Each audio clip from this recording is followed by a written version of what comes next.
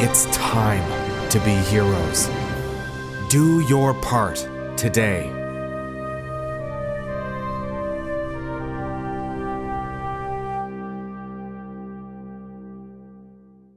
What's going on, TubeUbe? Welcome back to the Plot Coalition YouTube channel.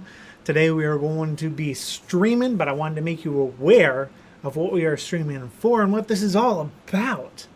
There's currently a charity fundraiser going on by the Freedom Alliance, who is raising money for Save the Children. Myself and a bunch of other Helldivers creators are supporting this event and will be streaming throughout the week, as well as participating in the first ever community major order hosted by Commissar Kai. So if you want to get involved in that major order, go ahead and check out his YouTube channel for all of the details. We're also doing a giveaway for this event where you can have a chance to win a digitally signed For Liberty display poster. It looks like this. It's pretty cool, and it's got our names on it.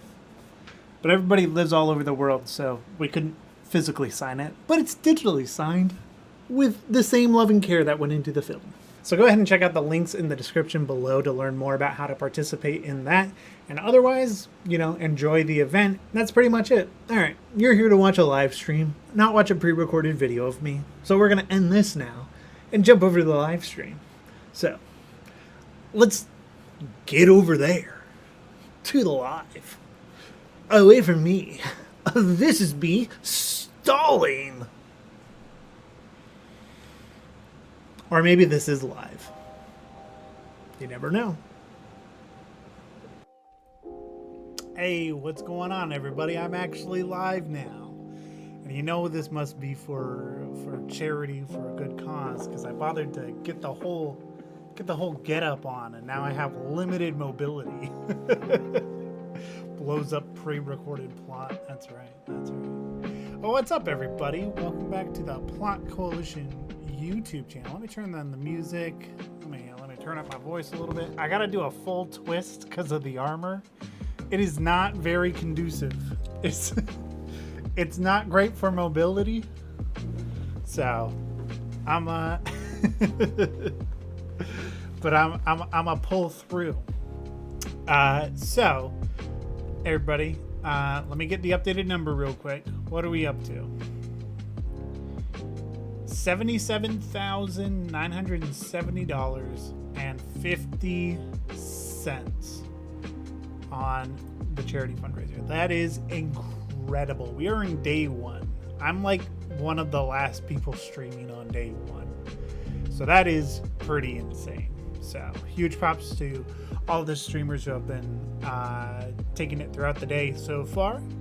And to everybody who's donated. Huge thank you. I can barely get my hands together, but thank you.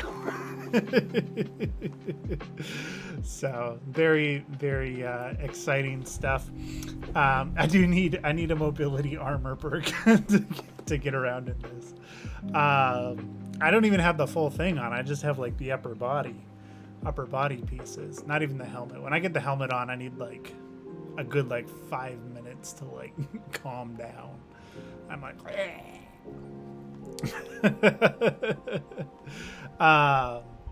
what was I gonna say? Oh, one thing I did want to mention real quick. Anybody who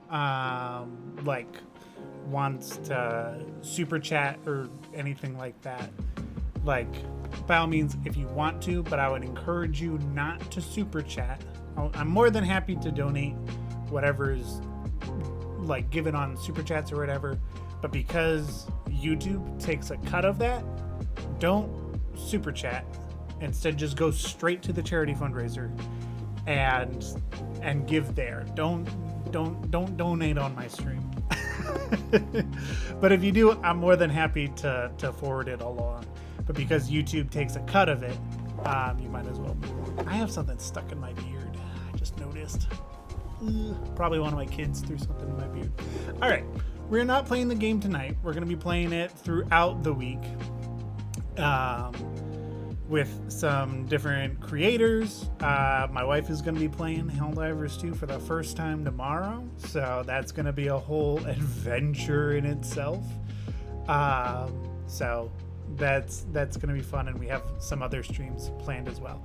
But propaganda still has to get made. So tonight we're working on episode 3 of Heroes of the Galactic War. I'm gonna show off some stuff. Clean your beard, bruh. Clean my beard. Oh. There we go. If you can't see it, it doesn't exist. I'll hide in my hole.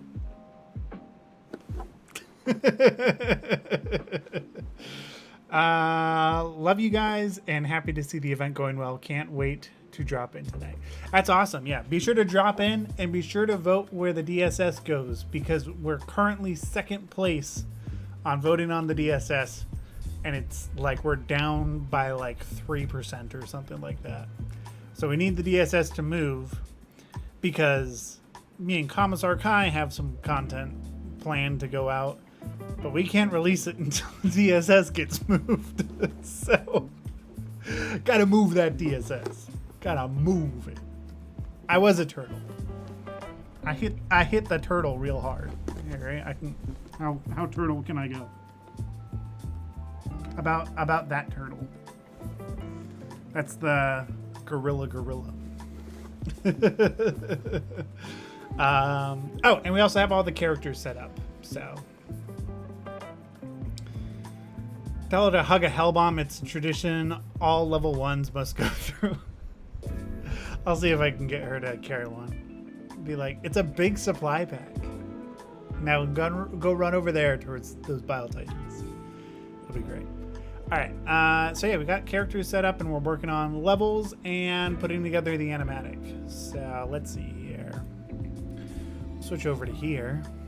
So this is, so if you guys know Cryptic Studio on YouTube, he kind of gave me this tip of like, you know, if you need like this kind of like really foresty biome, he was like, you know, go use this sample project and then just kind of build it out to be whatever you need it to be, which has been great advice. Cryptic Studio, he's putting together the Leica Star Wars film.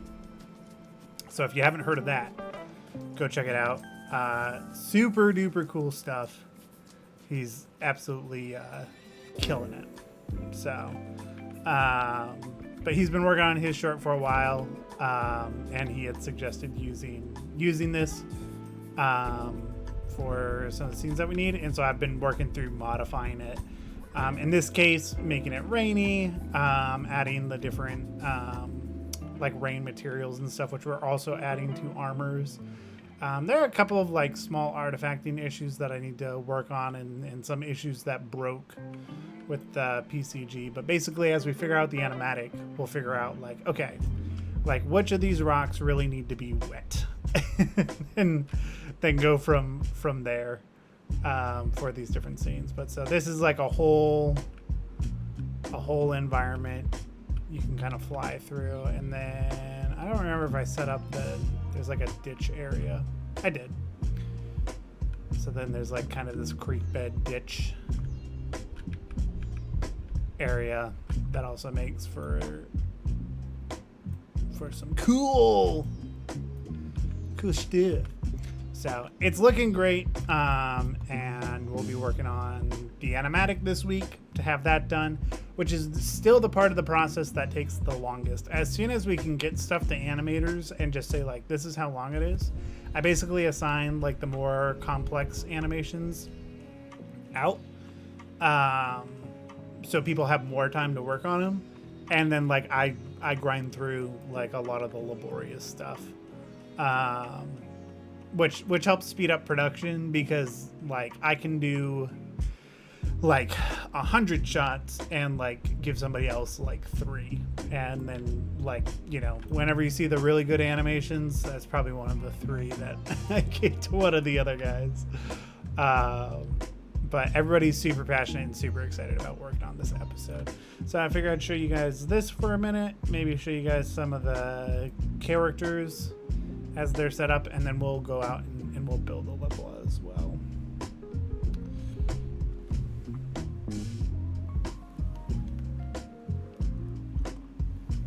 Oh, that's been in the plan to make this episode rainy. It has rainy elements, so there's parts that are rainy, parts that are our Sunny. Different versions. Okay, what we're gonna do? Characters.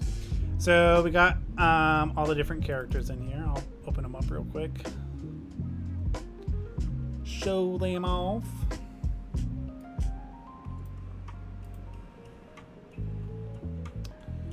So these are different characters set up in the blueprint. Why is he so shiny all of a sudden? He didn't inherit. No. It can't be.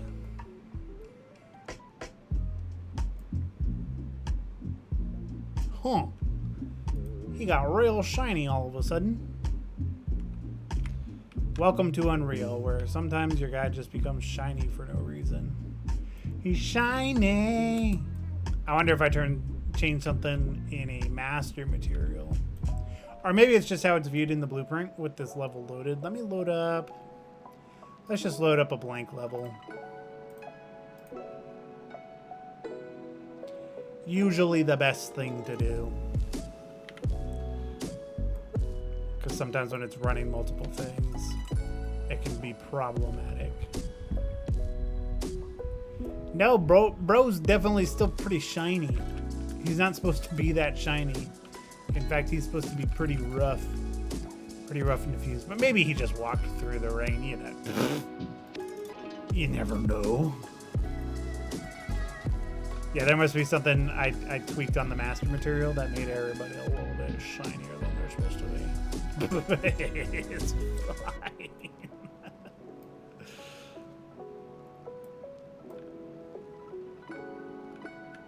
But this guy's using a different master material. So this guy, it's funny. So this was one of the first character models that I built in our new system. And the main reason was I needed to see how it worked. Like essentially doing a metahuman body part on like with armor.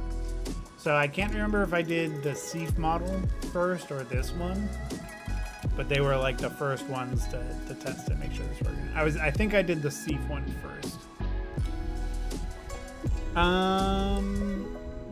It's an individual process for each one, but it's because we build them out in the metahuman framework. That's like the biggest thing for us. So rather than building them out like just importing the models like you would from Blender or whatever, this is going in and actually building them out to be compatible with metahuman. So the way that I have it set up is essentially these are all different clothing. And something, you know, it's going to be hard to avoid spoilers with this episode. I'm going to be honest right now. So if you want to avoid spoilers entirely, plug your ears. I can show you a little bit of why we do it that way. So, for example, we have this version of our main character before he becomes, you know,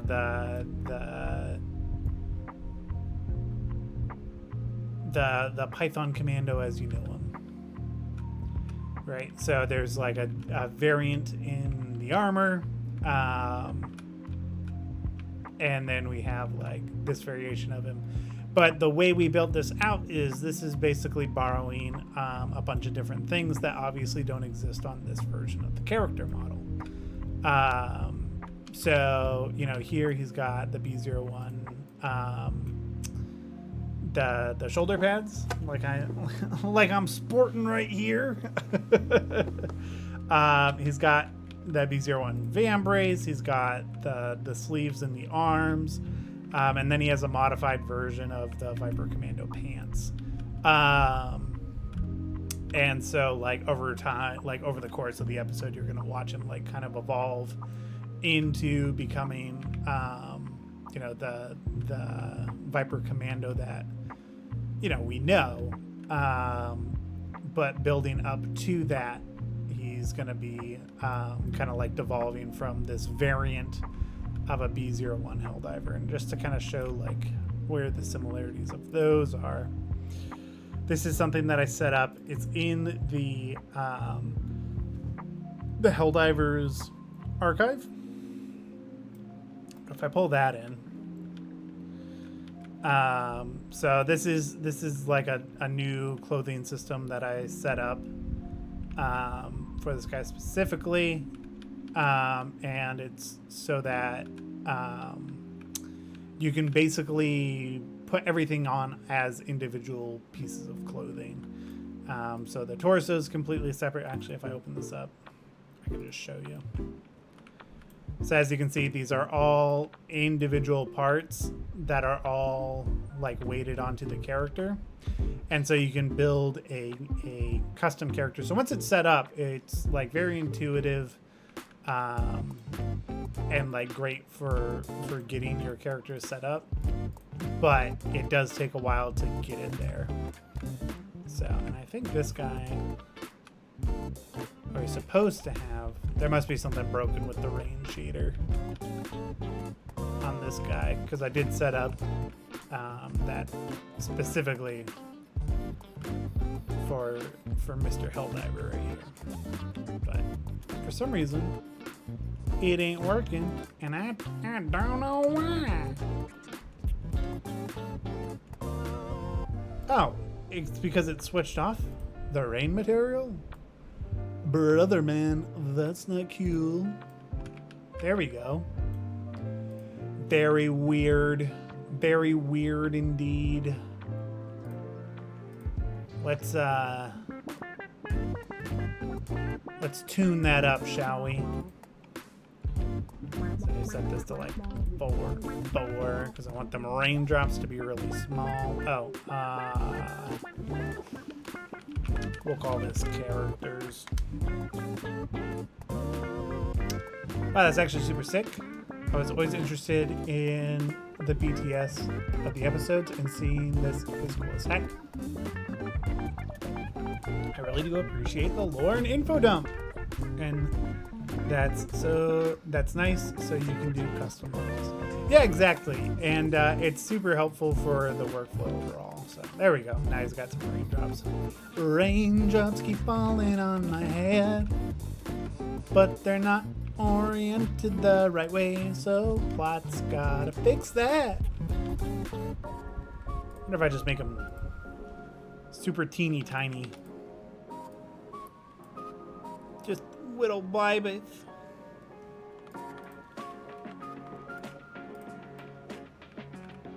I don't know why they're still coming in like big boas. Is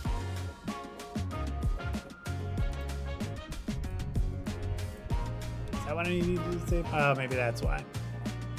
So maybe if I turn that off. Now I have noticed if I do a full save on this, it takes it a minute. I don't love that. I've had that happen in a few projects, especially when working on For Liberty. And man, was that a motivational killer when like it took several minutes to save. Well, now I can't even see the rain.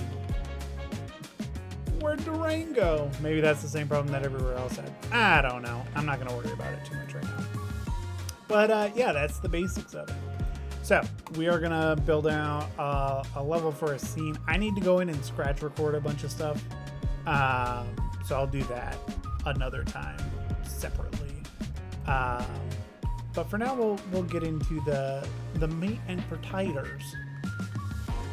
You can see raindrops. You can see little ones. Now, I guess they're too small now. They're so small you can't even see them. So maybe that's the issue. But yeah, the other nice thing is that the characters are fully compatible metahumans. So you're actually driving a metahuman body instead of like the body and the armor, or the body and the clothing. They're all one unit. So that is like super duper helpful for getting these characters set up and running, and they just look significantly better. So this is like the same character model setup that we used in the Save the Children short, and so it just holds up the fidelity holds up a lot better, and looks very clean. And yeah, just works in those cinematics with the substrate materials really nicely. That one shot, like the close-up of the helmet where the kid's holding it, is like, that's the fidelity that I want to be hitting every time. So, but all right, let's go ahead and get into making a level. Let me pull up my script so I know what I'm looking for. Because we're building out a little buddy bunker tonight. Because it's a good way for me to like yap and do something. Have the stakes a little bit lower. We might try to build out one of our last locations too. We have a few different locations, but they're all like relatively like either small or easier to put together. So that would be location H, Buddy Bunker.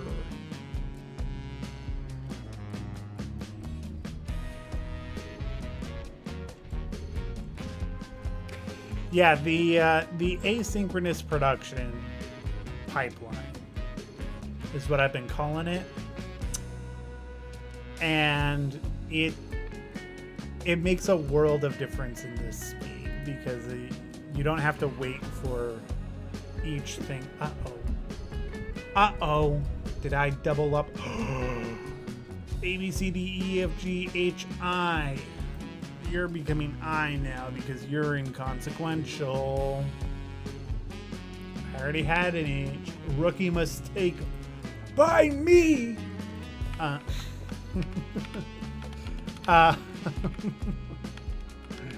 Sorry. Now I've lost track. Buddy Bunker, let's go.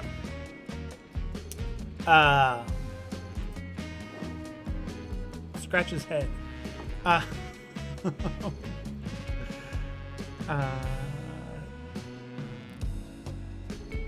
Yeah, no, the fact that we already have like the different sounds for Liberty, that'll be a huge help. Until we get to a cyborg episode, we should be pretty okay for a little bit. And we have the Lord of Cheese up in here. My man, the Mad Dog himself. He's mad and he's a dog.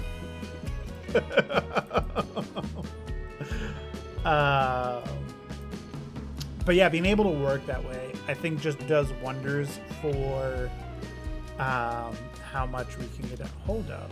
Does this plugin now have a clock? And you change the time and the time on the clock changes? Yo, I'm geeked. Let's go.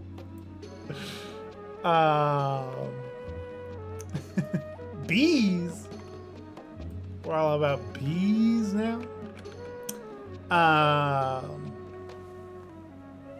I've lost my train of thought. Oh, being able to work asynchronously does wonders, especially for the composers. I always felt so bad for the composers, especially on For Liberty, because it was just like, here's a storyboard that's kind of close, and then it's like, okay, I'm gonna work to get this done as fast as I can, but I can't make any promises, I'm sorry. And it was a whole thing. And yeah, so now that we're able to work in this way, I can be like, hey, here's just a crude version of the film, but it's pretty locked into being exactly this. And then everybody can work on their individual parts. And we're working on making that even more asynchronous, especially for animation. One of the things we want to look into even more is just basically a way for all of us to work on the same Unreal Engine project, or like different distributions of it. and then like they can all like work on something, push a button, send it to me for approval, and I can approve it and accept it into my project and just have that embedded. Would be super duper coolicious. I'm losing my train of thought. Okay. Let's get in here and drop in the ditch blueprint to start. I think that'll be a good place to get started, you know. There we go. Because the buddy bunker, it's in the ground, right? So this just sets up some of that to start. And this is what's like really nice about working with this specifically, is it just kind of sets like I can rebuild the same type of level in multiple places and just have it like work, which is really nice. And like set it up for different needs that we have. So it goes a really long ways. So like I think we can probably build our buddy bunker like maybe right here. I can also go into lit mode so you can take a look at this. But yeah, having it pre-built out this way definitely helps with like being able to have multiple maps where we can just focus on different areas and then drop in and out. And like these are all like, you know, it's all individual stuff that was pre-built as part of this pack. And I think for this episode, to help speed up production and maintain a high quality, will go a long way, especially because the next episode, you know, has some pretty significant, like we'll have to build a lot more custom stuff because it won't be as random as like, oh, the woods, you know. This one is very reminiscent of all the films I made in high school. Where's our location? The woods. What are we filming? Sci-fi, but it's just about a guy. It's a guy from space, but he's a normal looking guy in the woods. Welcome to filmmaking in my hometown, where the entire film department was me. All right, where do we want to put this buddy bunker? This buddy bunker. I'm thinking either here, or do we try to go for more mileage?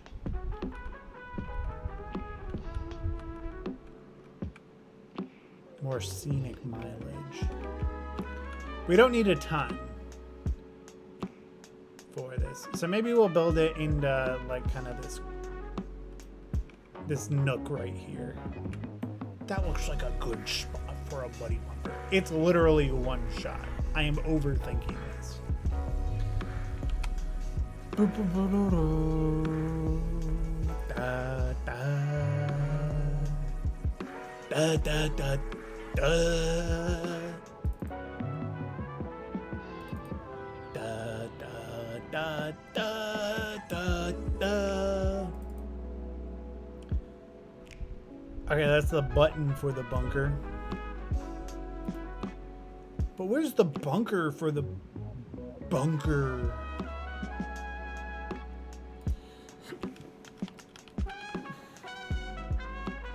Oh, this literally just has the... Okay.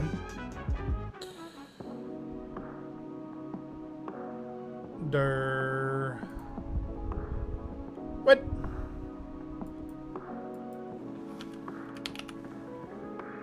Let's see.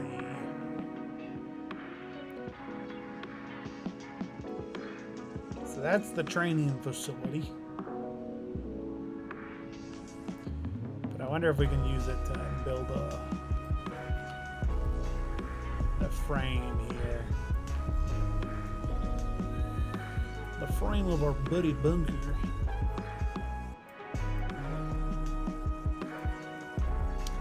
Also, don't forget, if you go to the description of the live and fill out that form while making your donation or bidding on an auction item, you will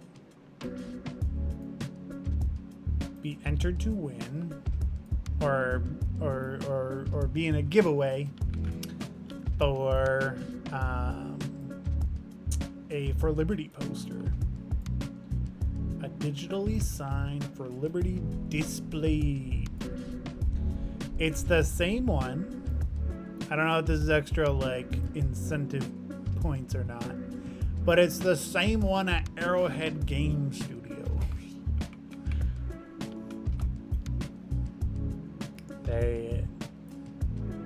They have their own copy. Yo, this door's looking rough. Hey, what's up, MG? Welcome, welcome. Also, huge shout out to all the members in the chat. Y'all make Heroes of the Galactic War happen.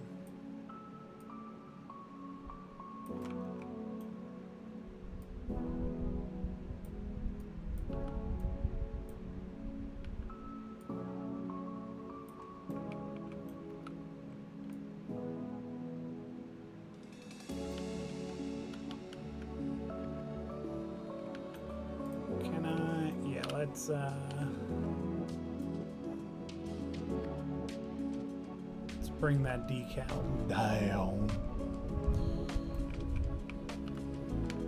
Yeah, we definitely can. We can dirty it up a little bit. Just got to get our buttons in place. Let's see. I want to check. Where's the fundraiser at? Yo, so since we've been live, we weren't at 80,000 yet. We were at 79. And look at this. 82,3685. I was saying there could be a chance that we hit the goal before the first day is over. It could happen.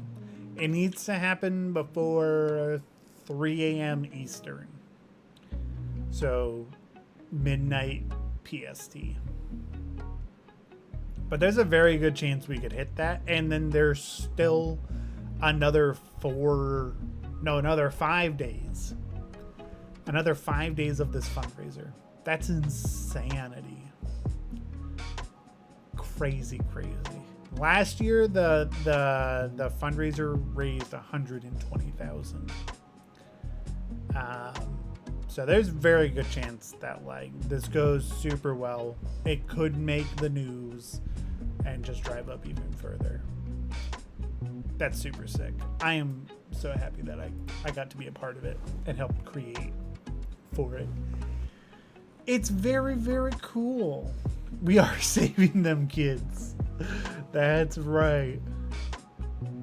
Yeah, and a huge shout out to the entire Plot Coalition team who helped with that animation, the cinematic we made for them. That was so cool. And once again, it just like we used our new production workflow for it, and it's just does wonders. We made that entire thing from like coming up with the idea to giving the Freedom Alliance and Save the Children like the final deliverable. We did that in a week while working on Heroes of the Galactic War, while still having full-time jobs and stuff and just doing things on nights and weekends. I don't even think we worked on it live. I think we worked on something else during the live stream last. So insane that we were able to pull that together. Super duper cool. All right. Where was I? Button. We need a button. We need 2 buttons. I think I need to make this a little bit more like...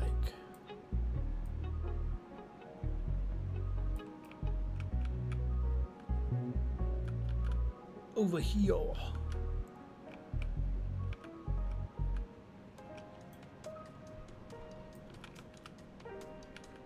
We got a fern stuck in the door.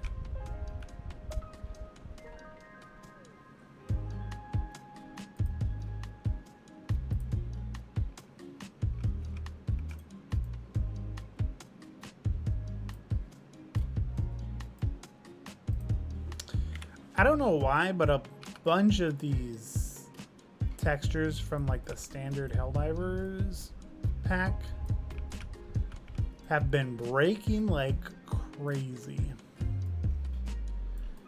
And that's why I've been moving all of them over to substrate. Because they ain't holding up the way that they should. There's something definitely broken within them, and I don't know what it is.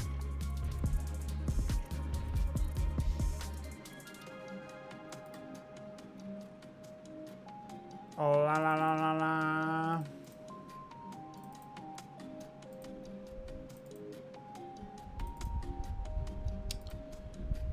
But yeah, if I find something that's like, yeah, this just isn't gonna work anymore, because these are all the same models that we used for Liberty, but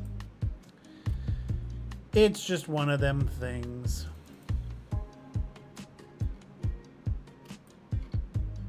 I think it partly has to do with substrate, because that's Unreal's new setup. I actually do wonder if I can.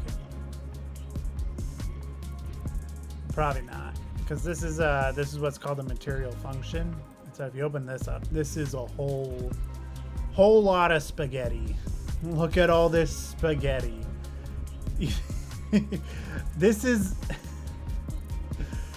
the accurate Helldivers 2 shader. It is this unedible spaghetti. Cover Up is a madman for setting this up. It is insane. So much spaghetti, right? Yo, Mrs. Coalition in the chat. I thought she was asleep.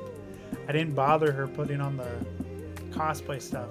I figured out how to do it by myself.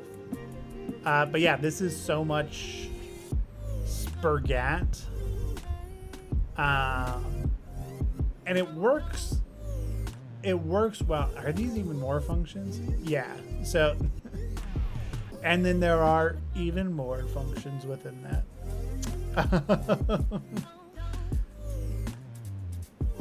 You hate spaghetti for breakfast today, Grape. Wow.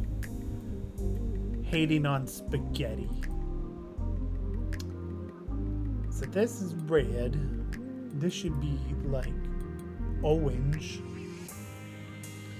But yeah, so I'll probably honestly like rebake out these textures.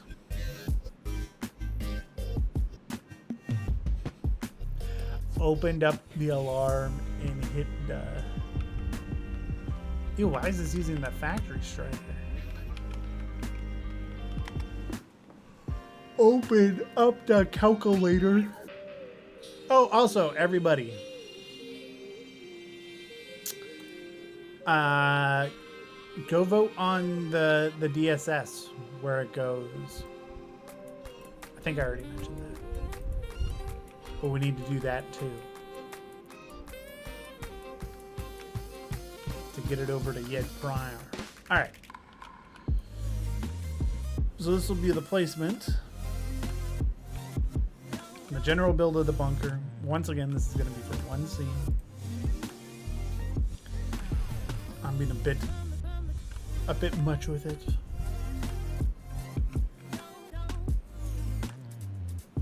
But it's going swimmingly. Alright. Let's see. Where's your hanging vine? There we go. Let's drop some hanging vines onto this guy.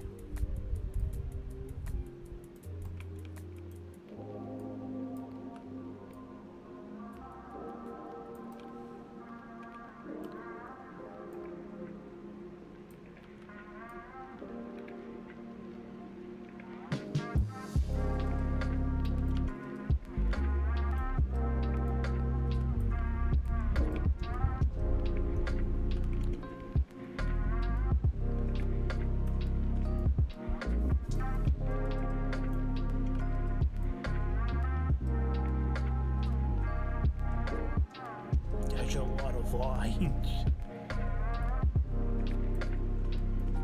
I actually might use these to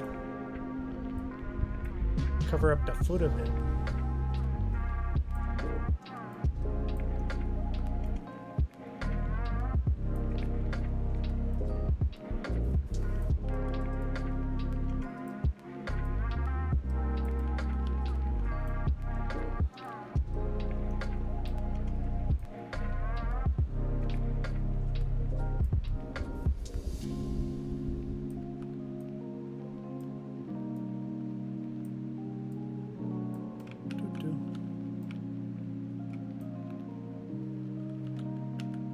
Oh, we got some vines.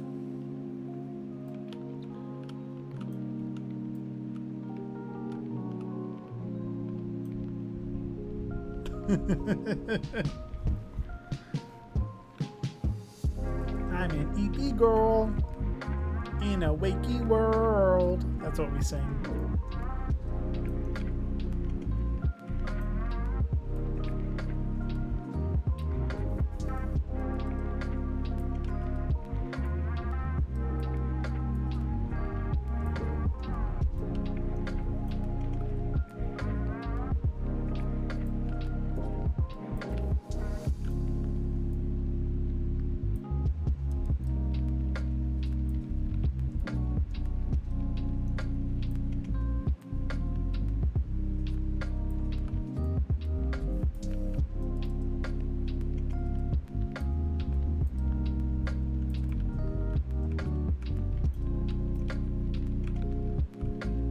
It's not like perfectly set up, but I'm not too worried about it. Again, we're talking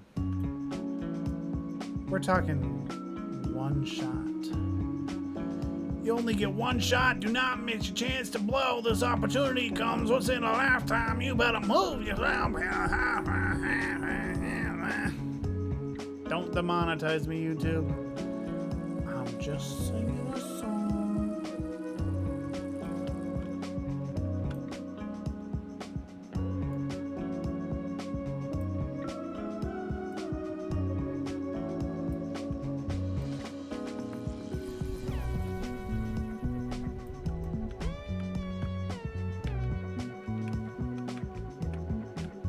Yeah, I don't want to get too carried away because the shot's literally going to be like either here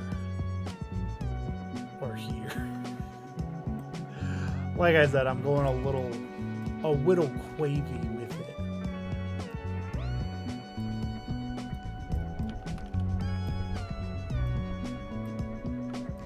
Just a whittle.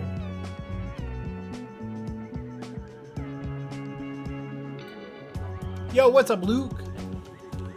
Welcome to the stream. I'm doing all right. Actually doing great. We're raising money for Save the Kids.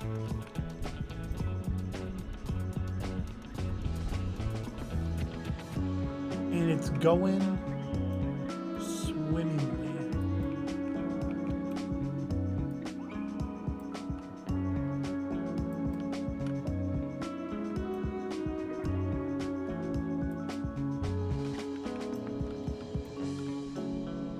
Like I mentioned at the beginning of the stream, if anybody wants to donate, by all means, I'm good with forwarding that. But because YouTube takes a cut of it all,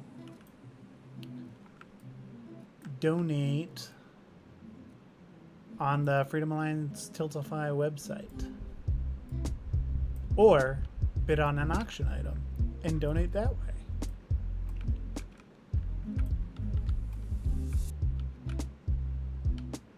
I suppose that's another thing I haven't even really thought about, is that the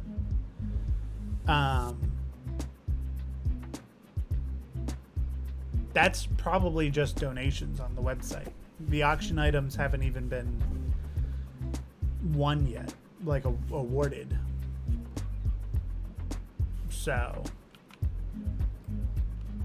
unless I have something wrong, that's also pretty crazy. I just finished rewatching the first 2 episodes and was wondering if the music used is on Spotify. And Wasp responded, I think that depends on the composers, but they should be, or at least on other platforms. So it's on YouTube. We had an issue with Spotify. I think the episode 1 is on Spotify. But the biggest issue that the composers ran into was because the episodes were so heavily like themed Helldivers. Like there was an issue with it, to where it just ended up being easier to do things on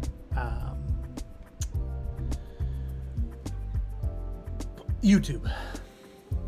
My apologies. But they upload them individually. We'll do a soundtrack when Heroes of the Galactic War is finished. Same as we did for Liberty. So there's like a 35-minute video on the channel that is the soundtrack from For Liberty, and then I know that the composers upload it to their YouTube channels. We're doing Lights Out in Darktide, and we can hear Demon Host in the dark. Wish us luck. Am I the Demon Host? Is it me? Am I the one you're looking for?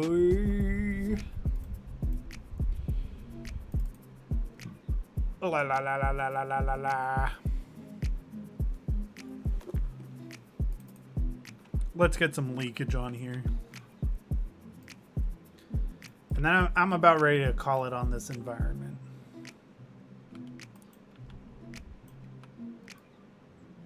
And we can move on to another one.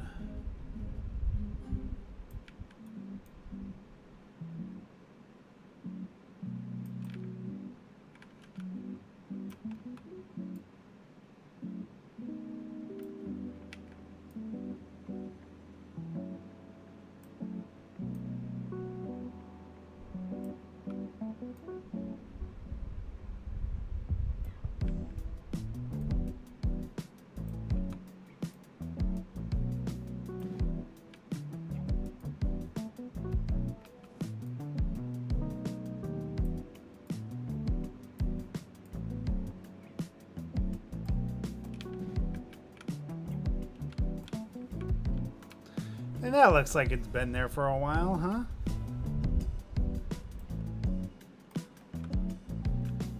Am I right or am I tripping?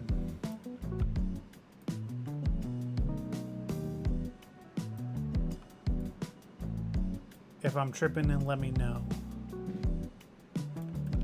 If I'm not, also let me know. I want to make sure I'm not tripping. We with the rap pack. Alright. I'm gonna say that's good enough for YouTube. I'm gonna go turtle again. Yes, Carson, you heard a music question. Demon Host stating your full IP address will ping Darktide. Yo, that would be crazy though. Alright. Bunker looks good enough. What was the other locations we needed? So we need... Oh, we also need to make a day version of the cave scene. But I might save that for now. We need to build out more of the extraction scene. But I think for like doing the animatic, it'll be fine.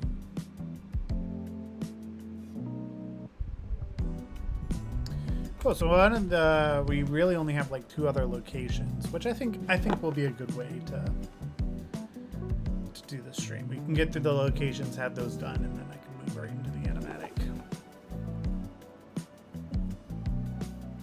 Where music. I'm also doing a check-in on the fundraiser. 83, let's go. So I started the stream at 77. It has gone up $6,000. That's insane. Just since I've been live. Yep, so episode 1 is on Spotify.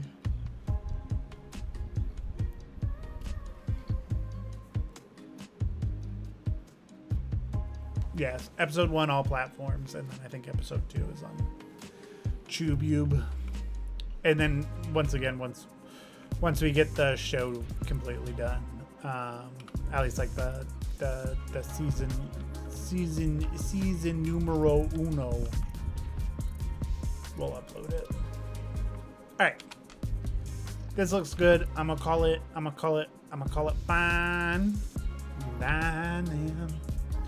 All right, we need a campfire scene. So that's gonna be B.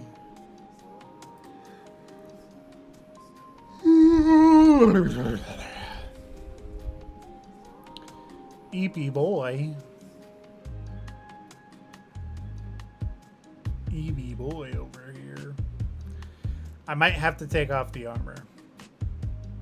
It's like putting me into a stasis.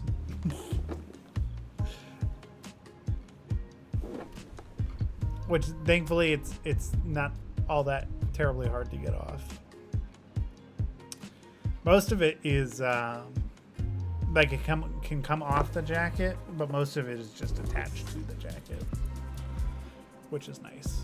It's something I started doing a little while ago, and I was like, I should have done this from the beginning. What was I thinking? What location was this? B.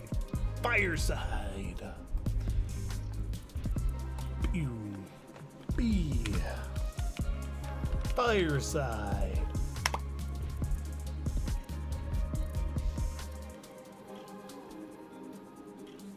It's guaranteed to always be on YouTube. There's your answer. For that music. For that sweet, sweet music. All right. I think I need to dismount the armor. It's becoming too uncomfortable. It's getting too warm. So we're gonna try and do it live. Ugh. Let's see here. There's Velcro in the chest here, and then there's Velcro in the shoulders. That one came out.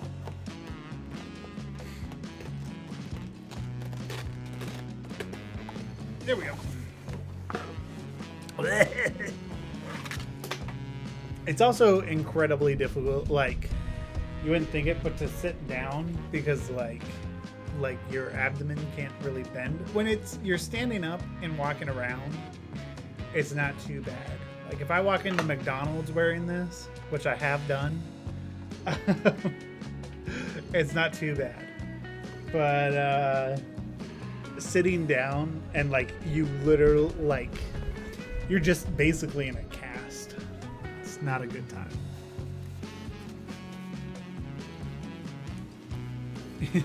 Amy perk passive. What am I drinking? I'm drinking coffee because I wanted to stay awake.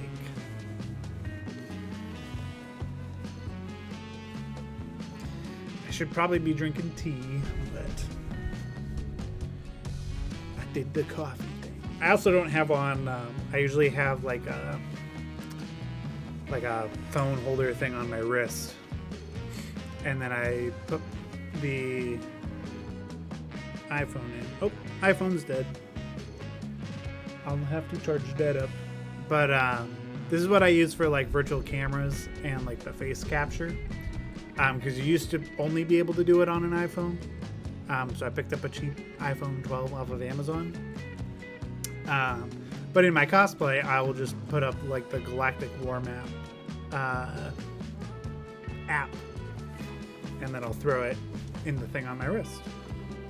And it works. There's also like a whole like system for me to be able to speak out of the helmet and stuff. Well, it speaks out of my chest. Like I wear it on like the belt here. But I need to go to a con. I was gonna go to a con nearby. And then we were crunching. And I completely missed it. I take my hair out too.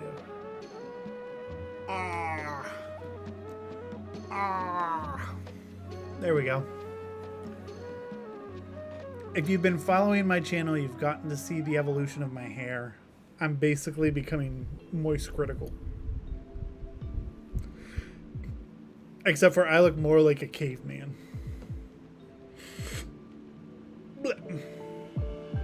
That's right, good vibes only. My son tries to read this shirt every time I wear it, and he still doesn't know what it says. Good news, we snuck past the demon host. Bad news, there was another demon host, and we walked into it. Second, demon hosts are rare. Oh no. Oh no. That sounds no bueno. La buena. Alright. Oh, let me get my screen back. Alright, so now we're doing a campfire scene. We need a little buddy haircut. Me and Plot have the same haircut right now. Do we? Grape! We have the same haircut? Let's go! I have the He-Man thing going on right now.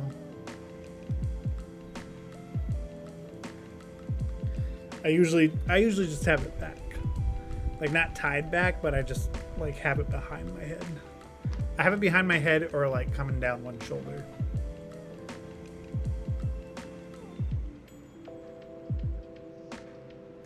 We joke that as his hair got longer, mine got shorter. We just switch it. Twoo twoo.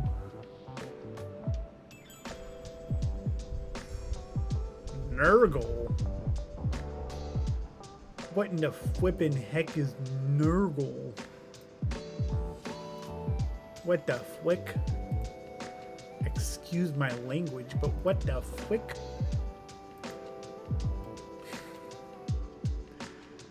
What the heckin' is bro on about?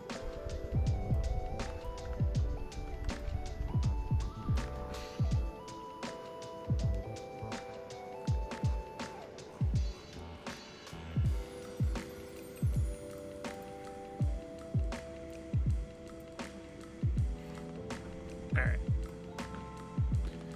So this... Oh! This one...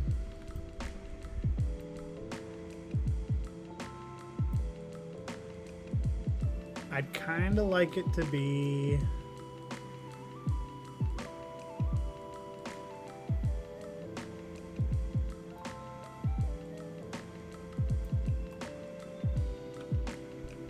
like light cloud coverage. Because like the sun isn't even really going to be up. A third demon host hit the ground.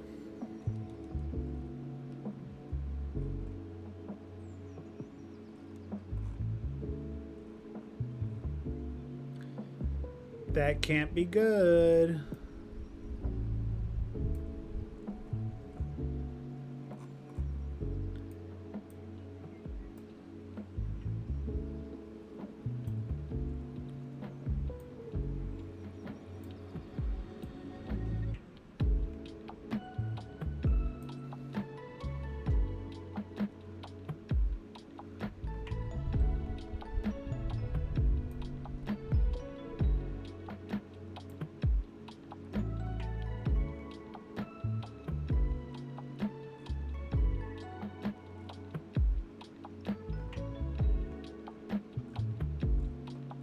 Here are the main clouds.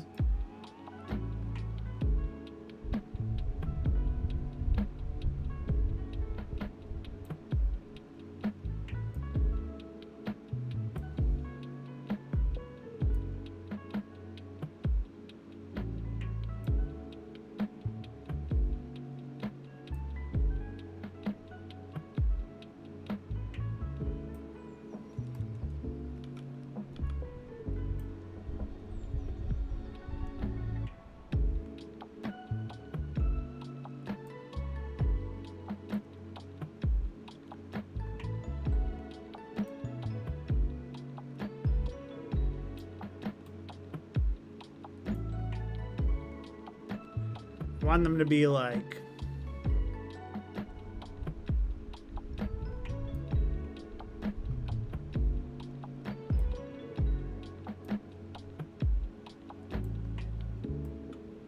very sparse. Like that's kind of the look I'm going for.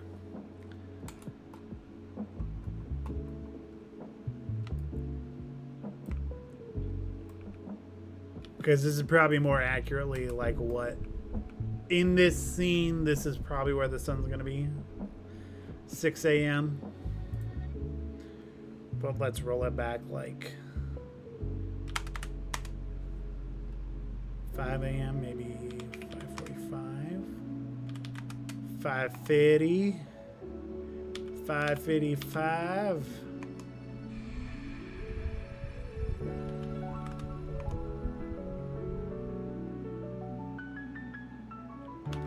$5.80. $5.80 is probably where we'll live.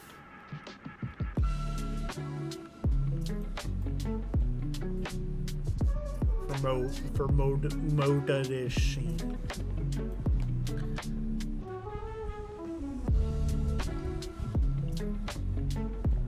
Yo, I've been waiting for Mrs. Coalition to dye her hair pink. That was my suggestion.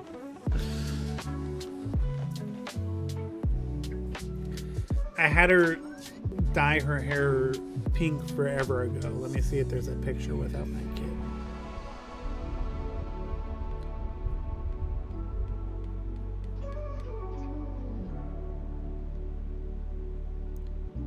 Perhaps not.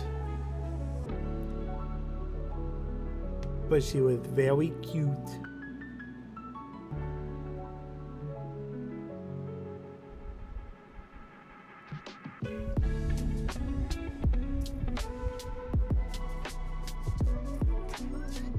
Looking for a pink-haired wife. Cannot find pink-haired wife. Wow. Oh well.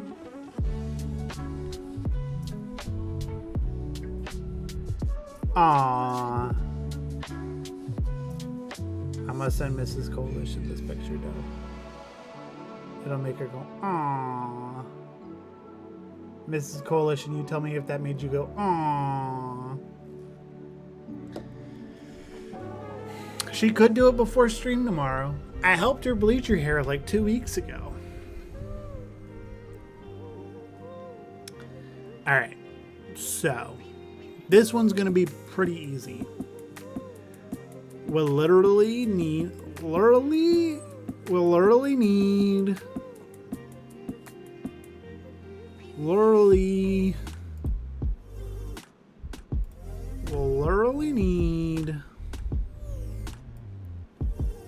the ground. Aw, indeed. A very cute photo indeed.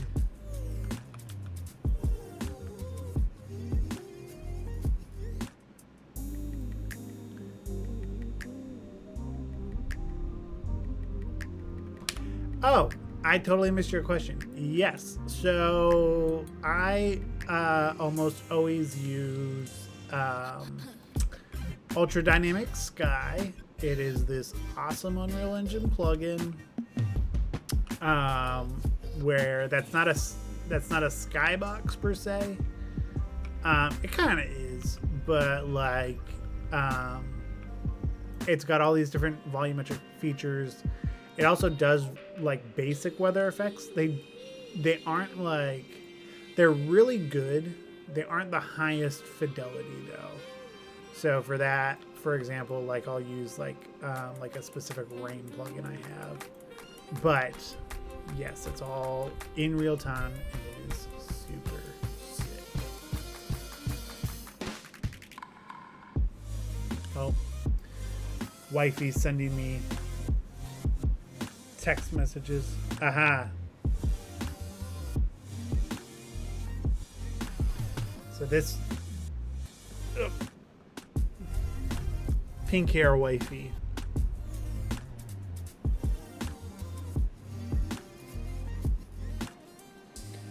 But she would go a lighter pink this time. So she says.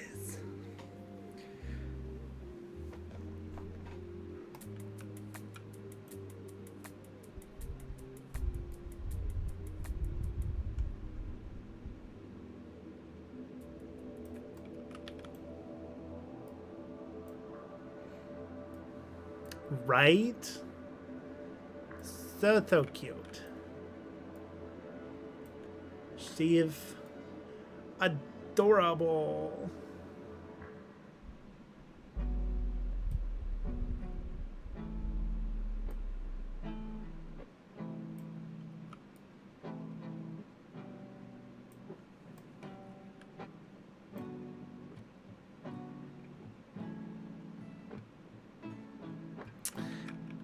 So the plugin is more built for like a realistic sky. You can have like, you can dial in a ton of control with it. I mean, like even if I wanted, let's see here. The guy who makes it, he adds so many things to it all the time, which is super cool. But like, let's say, well, I can turn on the auroras, the aurora borealis.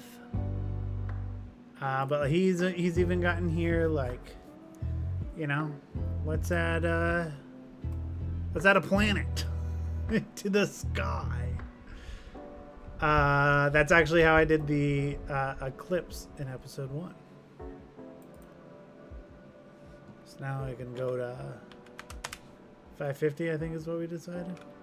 So now there's the auroras, there's a planet up there. And you can add a whole bunch of stuff into it.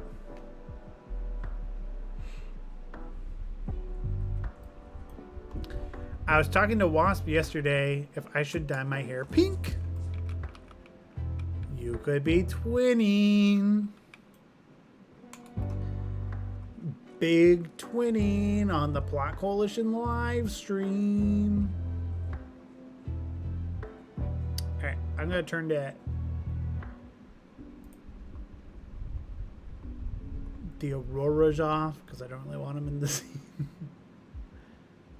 And where's your planet?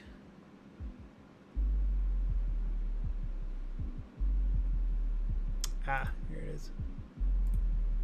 So we can delete that. But yeah, he's got a few in here. So like, there's an Earth one. Super Earth. Our home.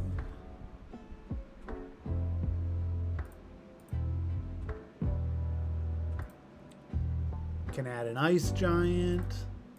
And you can customize these too. With all sorts of different things. See? So definitely a ton of customization in this plugin. It's super cool. And you can swap out like really anything in the sky that you would want. Like for example, let's turn up the dust. There's dust everywhere. We're making Dune. We're making Dune. Dune Part 900. We're never gonna actually finish the movie series. It's been so fun watching these streams. It's like the coolest high-tech Legos ever. Pretty much. That's why I like it. Secretly, I just want to play with my Legos. It's, like, it is the most fun thing about working in Unreal. It's literally, you're just playing with Legos. Except for these Legos do tend to crash quite a bit.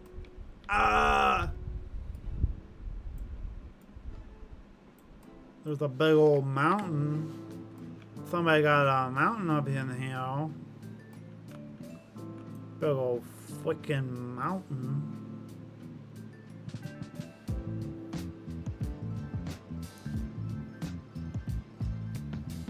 Let's drop a spruce tree stump.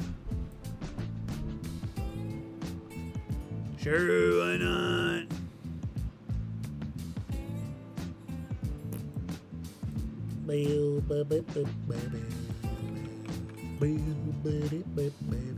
Seven Nation Army, anybody?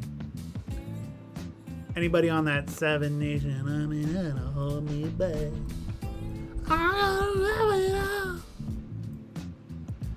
You just gonna demonetize me, go out.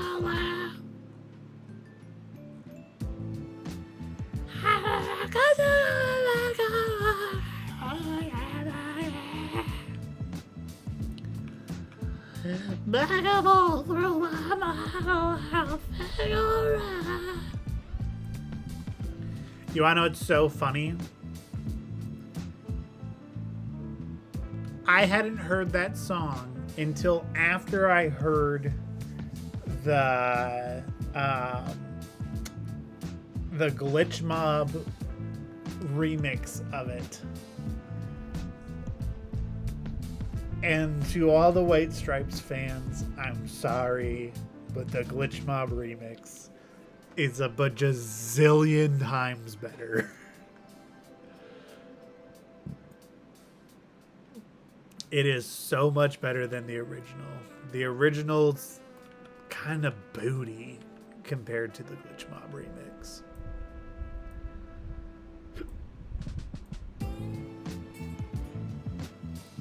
To be fair, anything that the Glitch Mob remixes is probably superior. No matter what it is.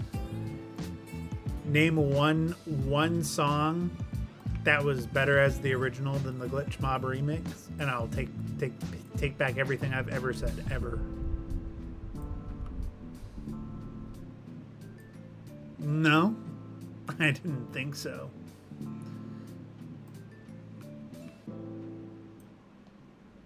I used to use Unreal quite a bit and made environments in them, but Unreal just got so taxing on my setup at the time.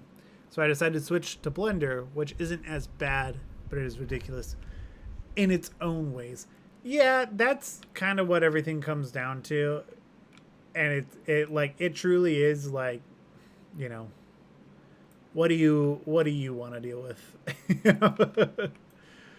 For me, the biggest thing, which Eevee has come a long way in the last couple of years, which is Blender's render engine. But like for me, it was all about just being able to look in the viewport and see everything live. Just goes a long way in my book.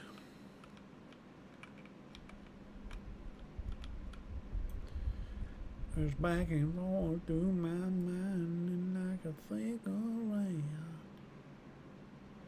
We're just gonna plop this in here, but we're going to ignore it. I'm feeling through some assets right now. I'm looking at assets and I'm like, that's nice.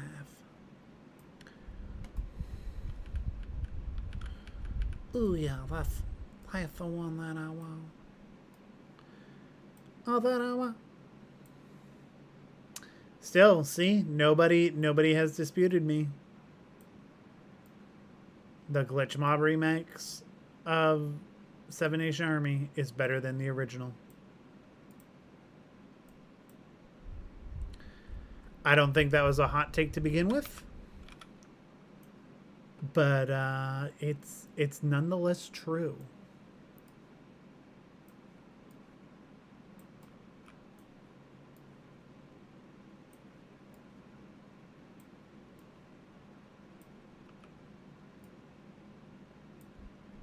Making a nice little file pit over here. A nice file pit to have a little file in. You want us the nice thing about rock assets is you can use the same ones next to each other and just flip them upside down. Nobody's the wiser.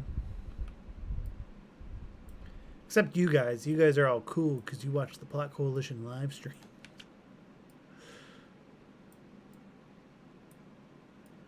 You guys got that insider intel.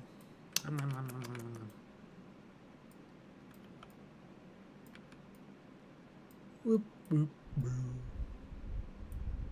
Carson, LOL. I think I like them about the same, but I give it a slight edge to Glitch Mob because the sound design stuff is impressive. That, like I said, the original's fine. The original's good. Glitch Mob is better. It wins. It wins. Every single time. Every single time it wins. It's the greatest rendition of the song that you've ever heard.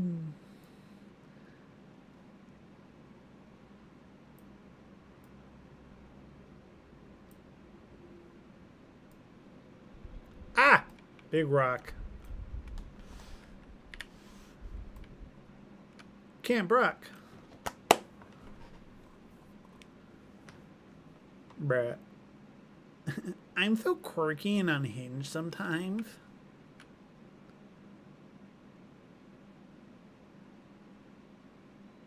Yo, now that is a hot take. Mrs. Coalition, I don't think I can agree with you on that one. Our first disagreement in our entire marriage.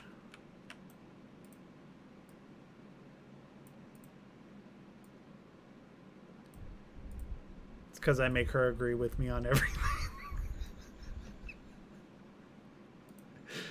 JK.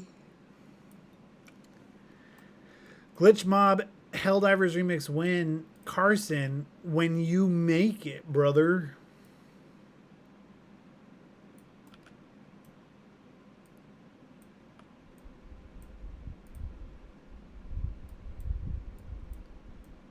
The only thing that sounds better than a Glitch Mob remix is a Carson Music original.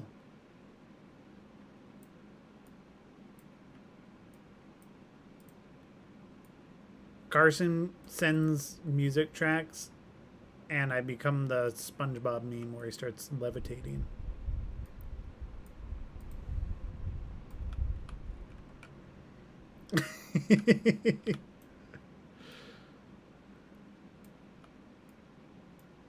We're not gonna fight.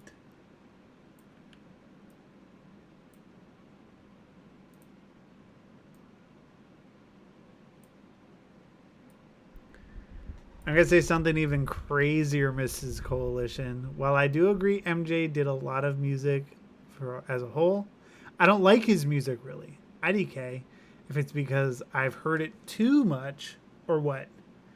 But LOL. Yippee Carson music. I think Michael Jackson is like I think it's undeniable, like him as like a pop icon. And I think it's impossible to listen, like it's impossible to listen to an MJ song and like be in a bad mood, you know? Like you hear it and it's like it'll make you feel a little bit better. That said, I think it is of a different era.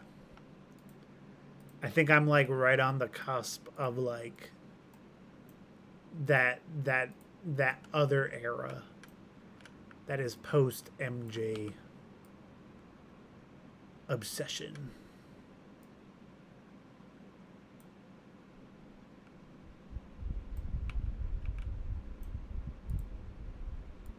Okay, well now we're just now we just got MJ haters in the chat.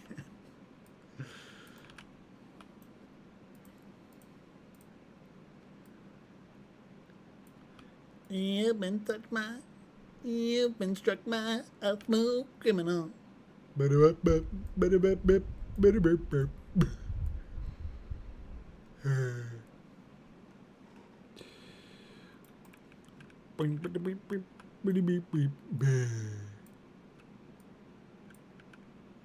think that's how the song goes.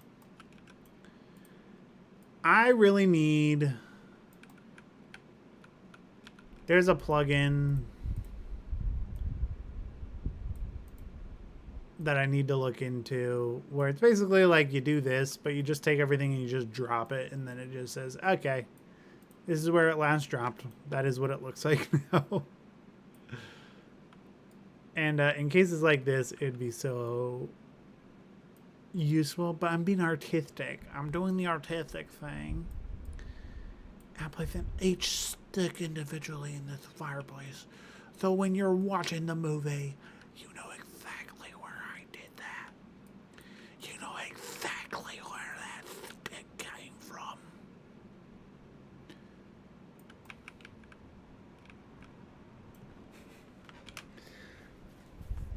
All right, we're gonna start getting some effects and stuff up in here.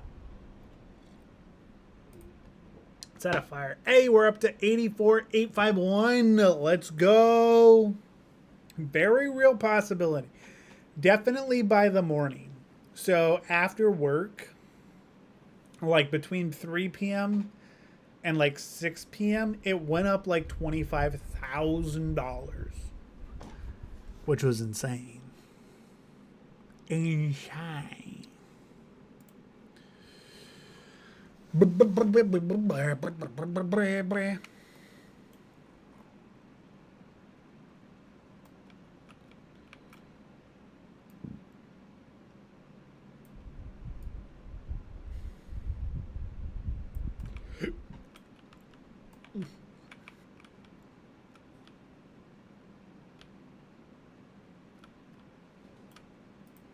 We'll pull this log a little bit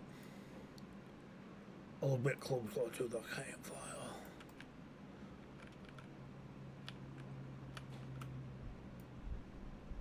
What about Vale? That's a good place for the campfire. All right. Effects. I'm gonna make a new folder. We're gonna call it VFX. Gonna pop that bad boy open. And we're gonna make another new folder. We're gonna call it Ground Fire 01.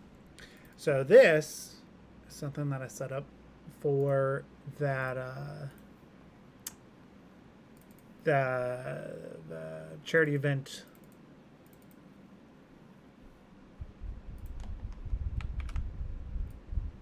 We're going to set it up here too. So we're going to input, I made this looping image sequence of this fire. So it loops infinitely and perfectly. And then we're going to create a sprite. Let that puppy load up. There we go. And then we're going to create a flipbook. Now we have this animated fire. And we're going to set it to like...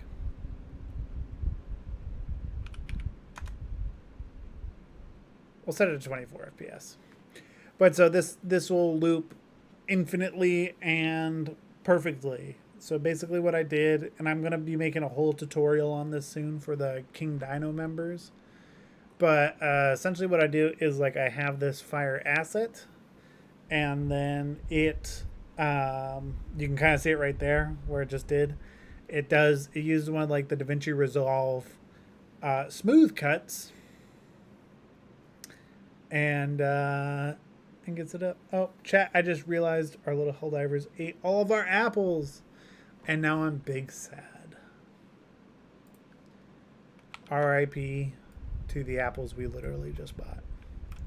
She can't eat me, because then there would be no money to buy more apples. Think this through, grape.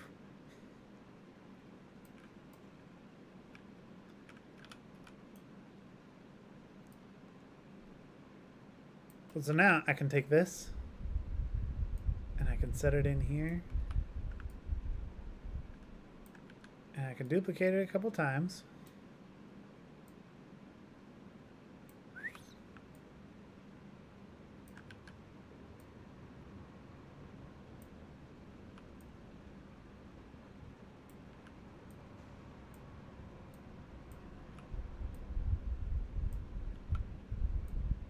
Whoa.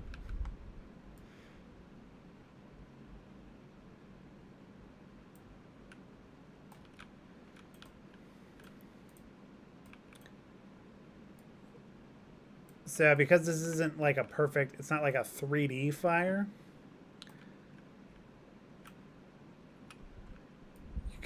you make do with a little bit of this and then a little bit of camera trickery. So like depending on where the camera is, it'll look like nice and realistic and whatever, right? And then we can also take this and maybe we change one of these to like 1.5. We take another one, make it 1.2. We take another one, we make it 0.95. And now they'll all like hit the gritty at a little bit of a different time. And feel a little bit smoother. So now we have something that we can kind of move around. You know, it'll all kind of depend on what the final camera angles are. It'll be good. Looks like they aren't seeing a doctor anytime soon. I'll be here all day. An apple a day does keep the doctor away.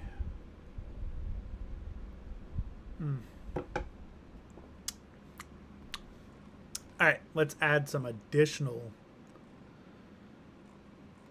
effects to our fire. Let's make our fire a little more spicy. I like my fire to be spicy. First, we'll add some sparks.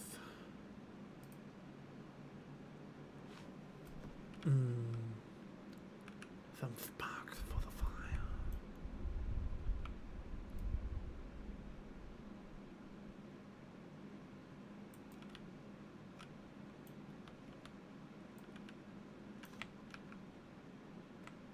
Why are the sparks so big?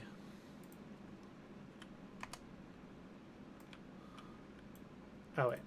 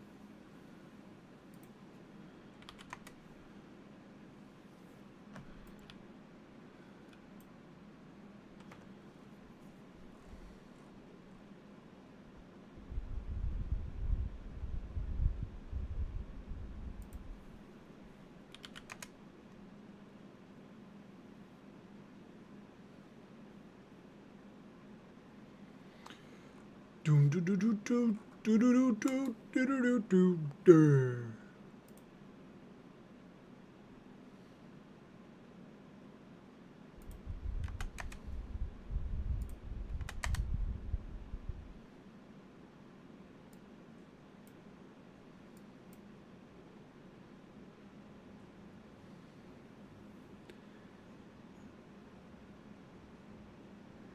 La da da da da. I'm looking for.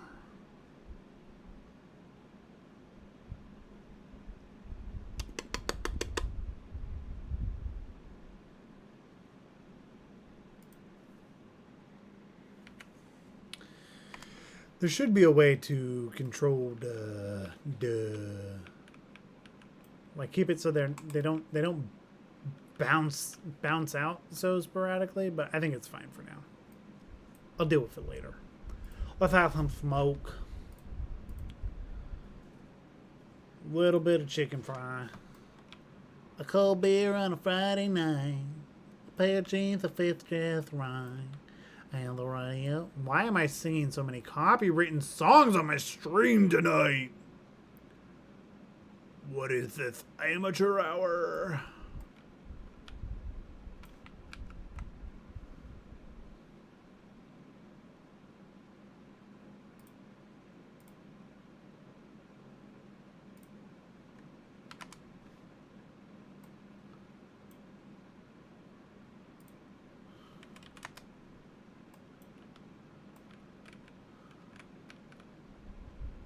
There you go, we got some smoke going up in the air.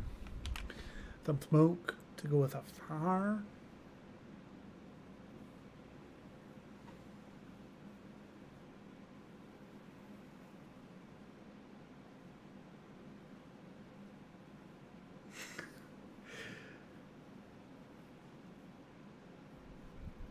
I was trying to catch up on the conversation after reading Cliff's. If you carve messages into the skin with a sharp knife, the message will slowly appear as the apple ages. And I only got through the first half of that message, and I was like, hold up. What is going on?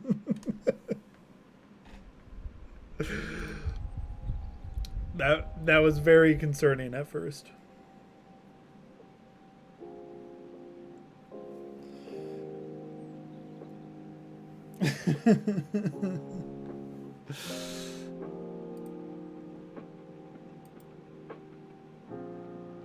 Checking on an updated count, 85606. Let's go.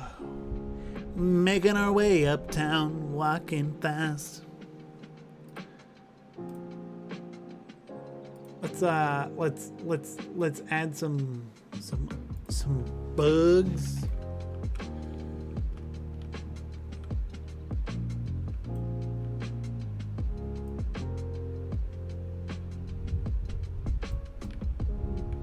Maybe like over here. Bugs don't want to be too close to the fire. A little much for them. No plot, the apple skin. Yeah, sure. Sure, it was the apple skin. I believe you.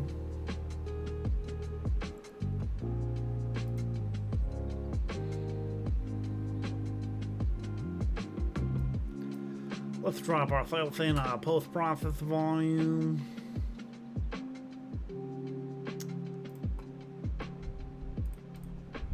Ugh.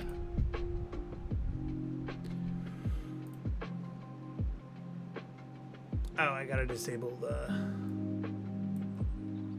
ultra dynamic sky. It also has auto exposure. Gotta change out the auto exposure in the sky. Wheel in the sky keeps. I'm doing it again. I'm hitting jiggy with it on the copyrighted music. At least the stream's not monetized. The saving grace in all of this. Save the children, saving my YouTube channel. Alright, let's add a light where it shall be. I could go in and add a whole bunch of flicker stuff to that. I'm not gonna worry about that right this instant.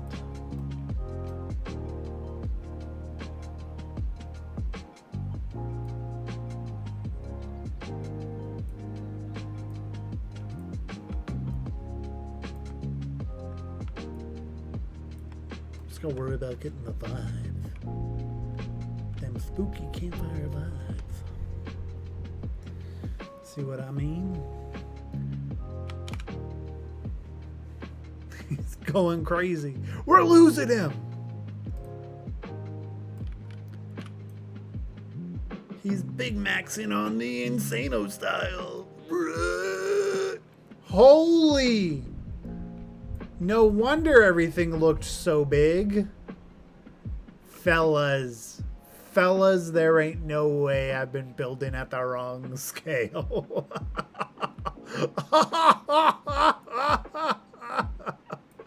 Look how big he would be sitting on this branch in front of this little fire.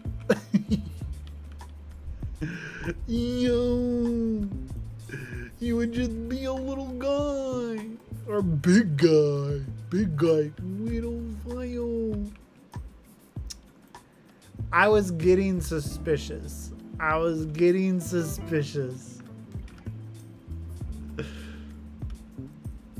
It's okay. It's not the end of the world. All right. How do we adjust this quickly? I guess the positives are the only things that really need to be like scaled up are like it's actually a positive thing that the ground is this small, because the ground will look more realistic.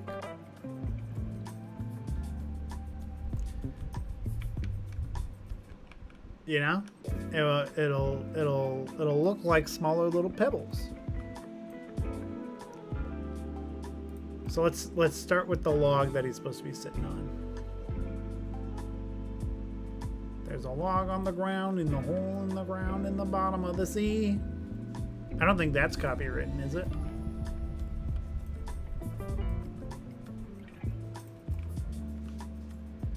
There's a hole in the bottom of the sea. There's a hole in the bottom of the sea. There's a hole. There's a hole. There's a hole in the bottom of the sea.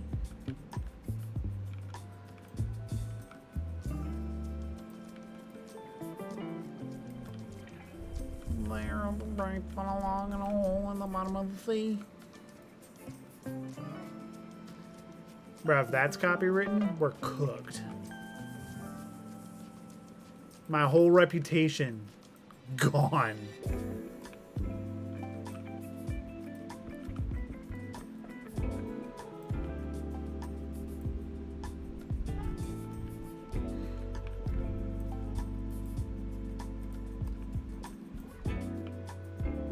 I don't know if I could make it like living as the guy who got taken down for singing "Hole in the Bottom of the Sea," you know?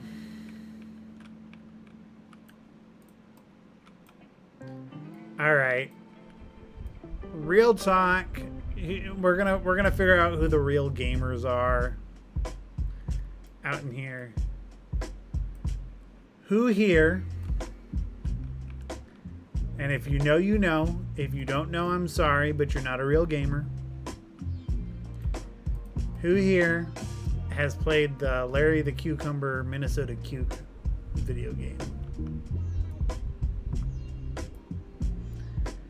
If you don't know what I'm talking about, congratulations for not having a childhood. But I'll bless you.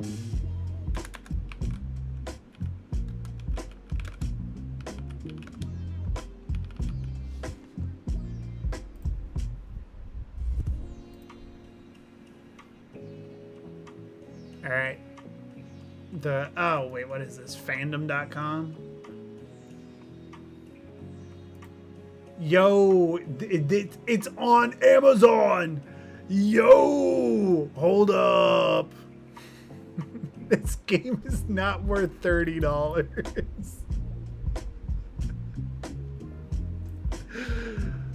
This game is not worth $30, but there it is. In a jewel case. Oh, look, I think my PC qualifies. I think oh wait, no, that's the platform. No, I don't have the specs to run it. Release date, September 15th, 2004. Yeah, it's $30. This has to be a reseller. Yeah, buy used. Somebody wants you to buy it used for $30.80. They probably don't even know that this listing is on Amazon.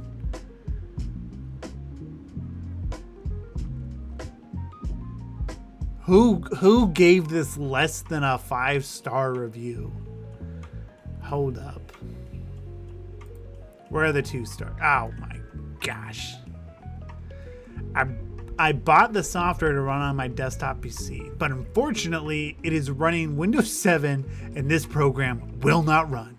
It will be filed with other obsolete software. He wrote that in 2015. This would not run on my computer. That's so funny. I would need to go to a thrift store and get a PC to play this game. That might have to be a stream at some point. This is like the genesis of me getting into like modding game engines, because everything in here is just sprites. Oh, it's so good. It's so good. Me and my brother used to like turn it into like different, you know, like those flash animations of like the stick figures killing each other. That's basically what we would do to this game. Oh my word. Only $30. This guy's got to have so much overstock. But yeah, if you didn't play this, you might not have a childhood.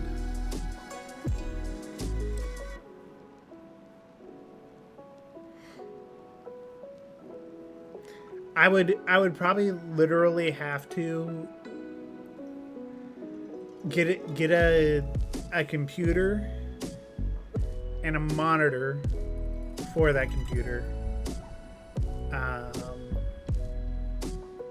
Because probably the most recent thing you could get would be VGA cables, which I think I actually got rid of all my VGA cables a couple of years ago. But you could definitely find a computer that could run this at a thrift store. So get that, hook it up, make it run. Dog. Maybe cooking. That'd be so good. All right. Now to deal with these guys. Let's turn off the smoke.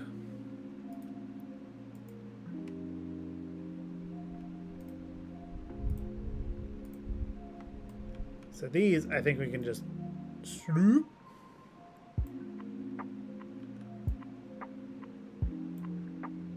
And move it over. See, things ain't that bad.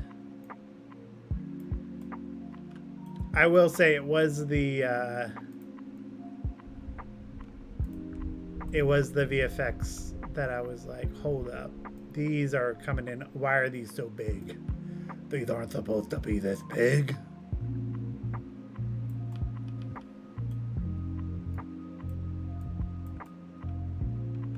Is there an extra one? There is. Hello, little guy. Wee.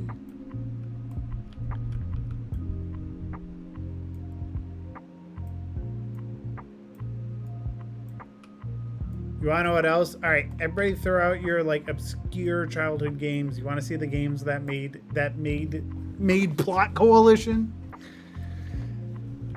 Here we go. Somehow I went from this.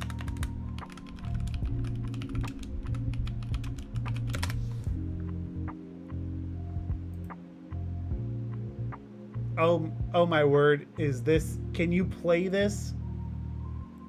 No. No, it doesn't look like it. So this is, oh my goodness, there's so many ads on this website. So this was another one. This was Living Letters. This is a classic one. Used to play. Got some good games in on this one. This came out in the classic year of 1994, and we probably played it until 2005, 2006.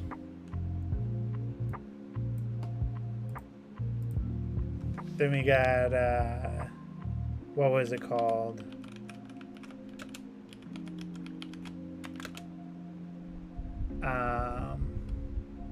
I don't remember the name of the character, but I'm just gonna type in dog game. Here we go.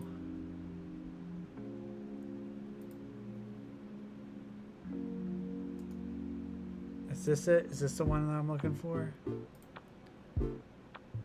I'm an adult. No, that's not the one.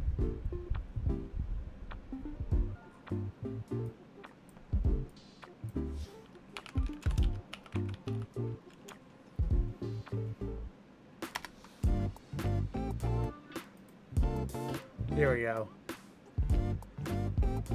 Here we go.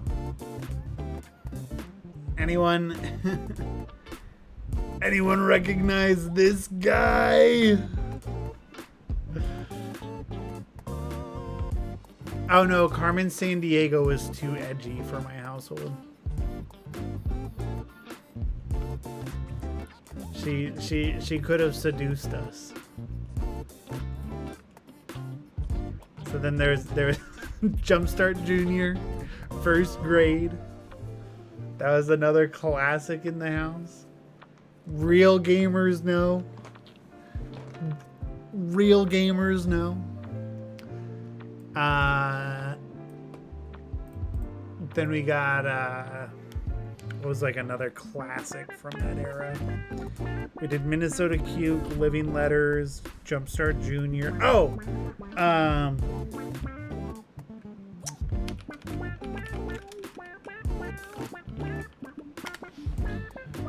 what was the? This game might not even exist on the internet.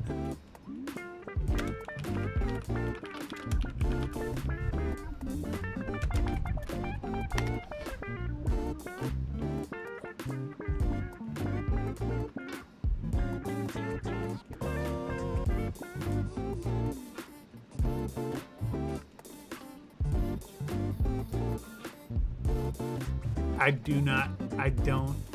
Wait, is this it? No. Oh, wait, it wasn't a skateboard game, it was a rollerblading game.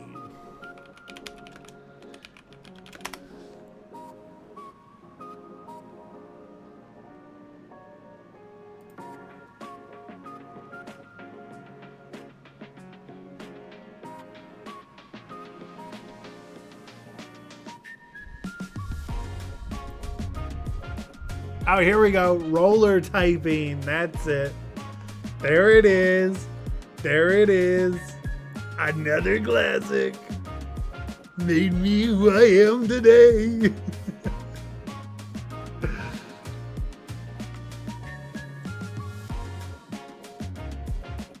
When did this one come out? Like learn proper finger technique and key placement as you play through 20 different skill levels. Improve your accuracy and develop speed and rhythm. Strive to be the best with letters, numbers, and punctuation symbols to earn a spot on Star Row or the Hall of Fame. Dodge sidewalk obstacles, do 720s on the half pipe, and speed down roadways as you become a master of the blades and the board. Print a personal progress or print a show. Oh my God. Oh man. And you can get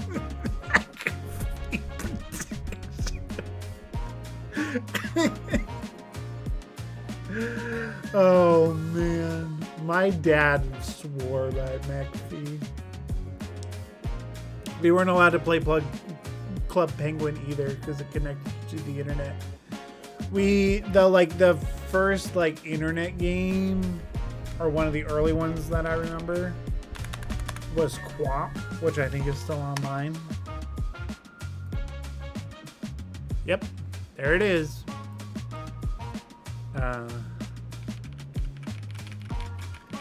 This is a classic.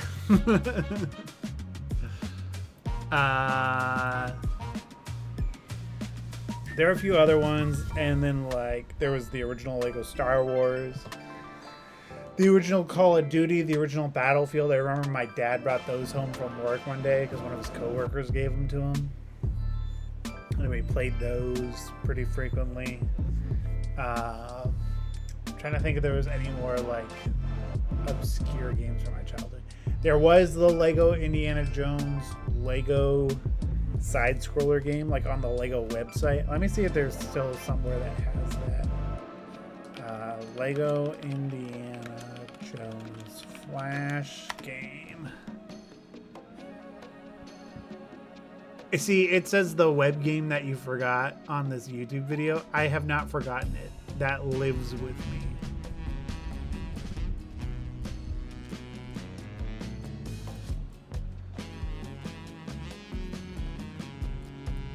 This.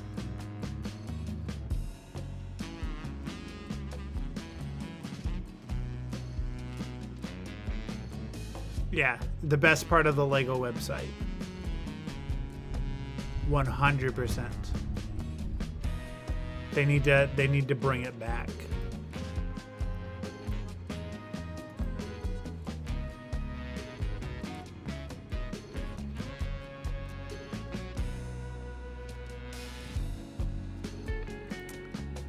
Oh, here's a really obscure Lego game. I'm willing to bet that most of you don't know what this is.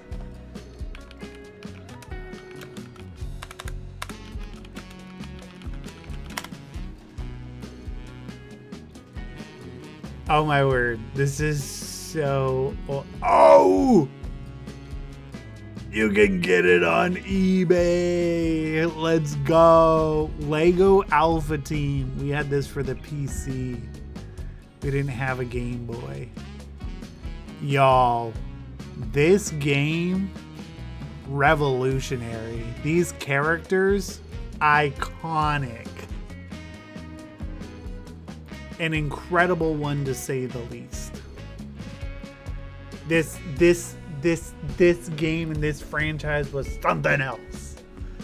If you didn't experience this, you didn't have a childhood. This game and this franchise was on another level. This was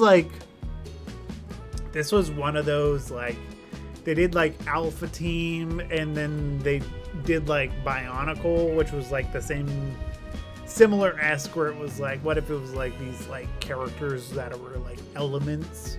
Then they did Bionicle, iconic, great part of my childhood. I wasn't allowed to watch the movies, but I did anyway. But then when they eventually got around to Ninjago, because there was that other one, like the Earth Diggers or whatever they were. But then, like, when they got around to, like, Ninjago, then they were like, oh, we hit our gold mine. There we go. I don't know if you can play the online Bionicle game anymore. There was something I saw on Instagram where it was, like, one of the original Bionicle ads, and it took me back. Took me back, bro. But so then there was this. Last one I'll talk about that I can remember as being like a key part of my childhood.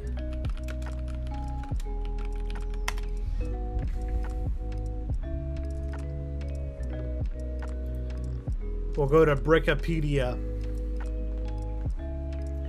Lego Stunt Rally. Lego Stunt Rally was something else. Let me tell you. Barney, classic character. I see. Is there gameplay footage of Lego Stunt Rally? I don't know. This is. Oh, that's the PlayStation version. We had the Windows PC version. Some screenshots of the different levels. The different characters. This guy, oh my word, this guy and this guy. They were tough ones to beat. Let me tell you right now. Oh my goodness. I'm looking at this. So I'm having my brain rewritten right now because I remember this, like seeing this and being like, it's so realistic. It looks just like real Legos. Like the box art. And then this is the game. Oh man, this was so fun though. This was so much fun. It's so primitive, but man, this game slapped so hard. It was fantastic. Look, you can count the polygons on this entire map.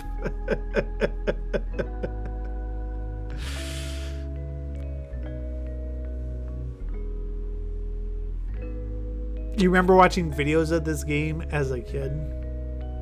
Yeah, it was something else.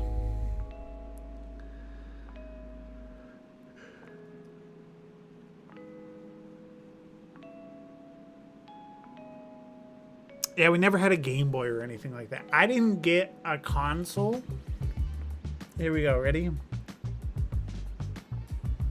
Here we go. First console. Which, to be fair, let me preface by saying, my dad would get computers from work that they were throwing away, and we would collect a bunch of parts and then build our own computers to play games. And they would break all the time, and we'd have to wait for new parts and different crap and build them, and it was a good time. Taught me a lot. That's primarily how we played games. But, like, over time, like, the older parts weren't compatible anymore, and my dad wasn't going to buy new computer parts and stuff. And then my uncle was like, hey, like, your cousin, I don't remember if he lost his privilege to his Xbox or he was like going to college or something. I don't quite remember. But my uncle was like, hey, this Xbox could be yours. And I remember like my brother like made a huge stink about it. He like had a meltdown because he was like, I need it. You gotta give me. You gotta let us have the Xbox 360. And I was like, brother, you're ruining this for everybody. Get out of here. So then I had to one-on-one approach my mom later. Be like, Mom, look. Let me lay down the facts, right? The computers we used for games, broken. What do we have to do? We have to use your computer. So we're installing stuff on your computer and it's taking up space. We're going to ignore the fact that I've accidentally installed malware on the computer trying to make movies. We're going to ignore all that and just say like, hey, we can dissolve all of the.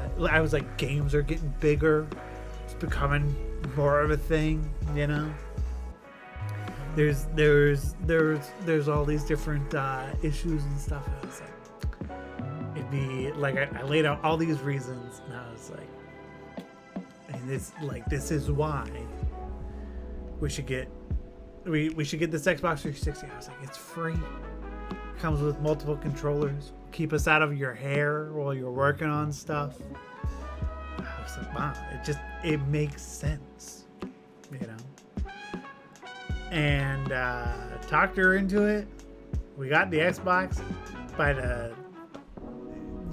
it was real thin because my brother had really ruined it at first. And then we got it, and then I had that. I assumed ownership of it because then after that, like as it was getting older, my youngest brother was like wanted an Xbox One. He wanted the one, I think it was the Xbox One, the one that like came with like Halo 5 or whatever. He really wanted that one, and so I kept the Xbox 360. And it lasted a good long time, man. Like, I got like Assassin's Creed 3, Splinter Cell Blacklist. Assassin's Creed 3 was definitely the game that I played the most on the Xbox 360. But, you know, the classics like Assassin's Creed 1 and 2. That was another one I had to convince my mom, because we were borrowing Assassin's Creed from a friend, and my mom was like, Assassin's Creed, what is that? And I was like, Mom, it's a game about history and helping people. And she bought it enough for us to take it home and play it. Had those ones. Another couple games I borrowed were Battlefield Bad Company. There was like a Grand Theft Auto adjacent game called Midnight Club Los Angeles, where you were just in cars and racing around. That was cool.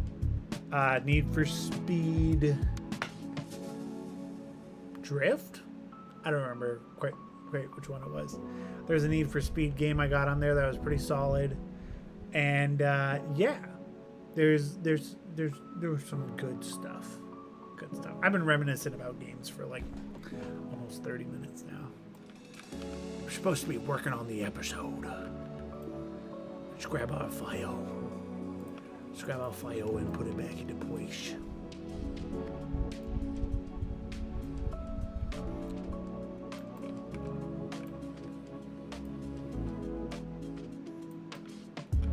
I will say this is already looking a lot better though. Now that it's all that proper size.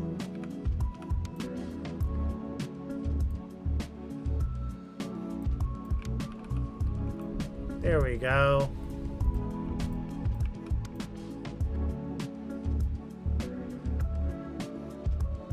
Yo.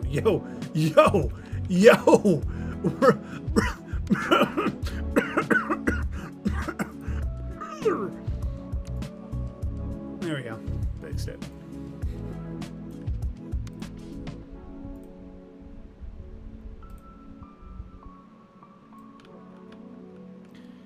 There we are. That's looking primo now. Oh, I guess we gotta fix this light.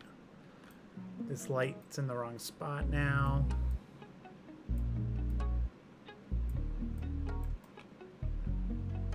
There we go.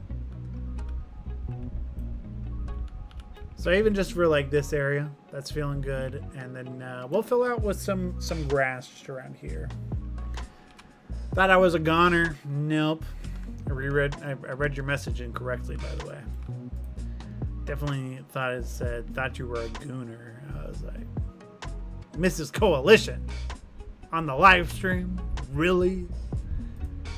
It's getting late. I had coffee and it's late. Also, my eye is starting to bug out, which means I should probably go to bed soon. If I was a weakling. Let's see here. Does she?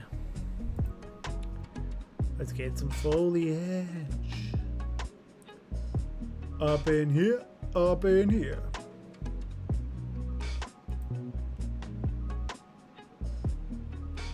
Felipe time. I'm shocked that you're awake and it makes me more inclined to come to bed.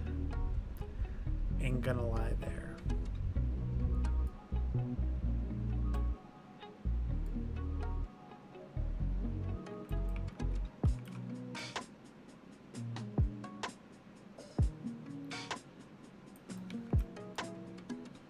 Let's paint down some foliage. And we'll call this stream. I was on the streamathon schedule. I'm only supposed to go for 2 hours. That's like my, that is what the website says I'm going to be streaming for. So, and we'll be streaming all this week. Granted, I do need to get more done on the episode, but this is a good start, you know?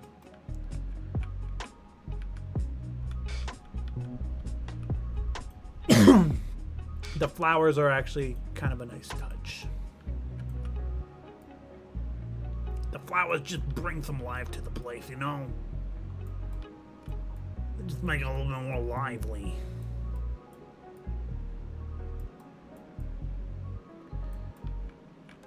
Yeah, that's the stuff. Oh yeah, that's the stuff. Let's up the foliage painter, but get rid of the flowers. Just paint down this area.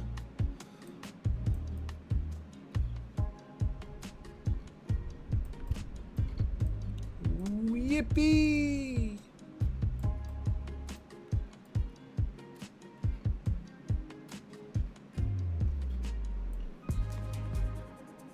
You should put one of the big floating purple question marks in an episode. Like that pops up occasionally. I am painting sunflowers. Sunflowers. I'm a sunflower painter. And I paint on sunflowers. Alright.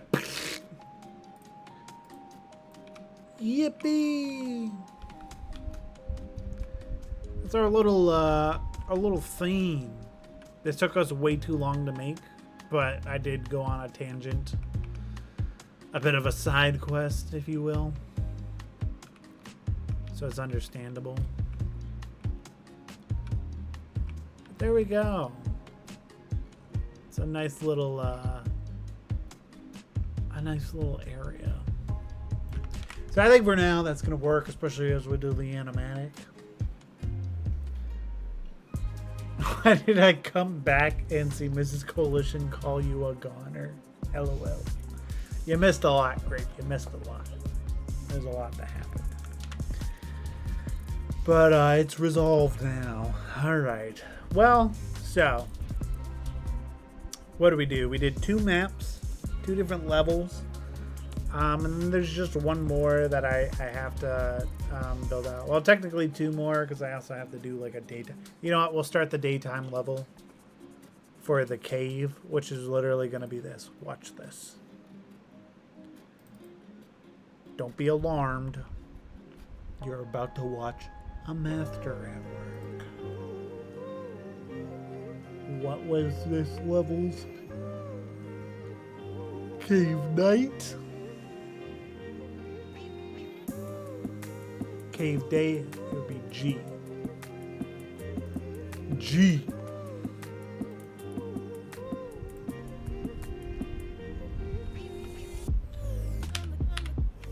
I changed up actually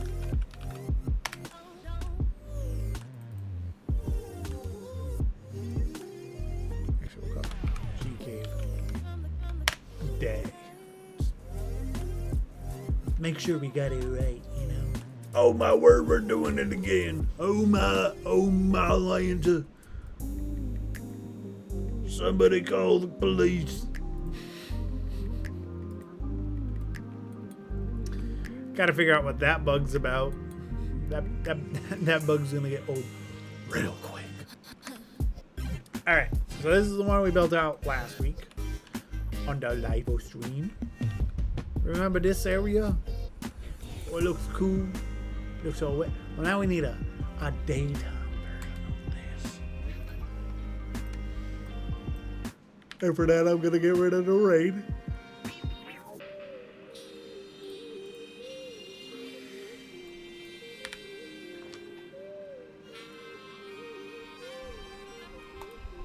Yep.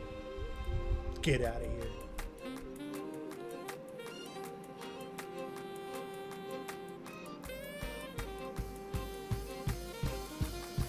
We're gonna make it daytime. We're gonna turn down that cloud coverage.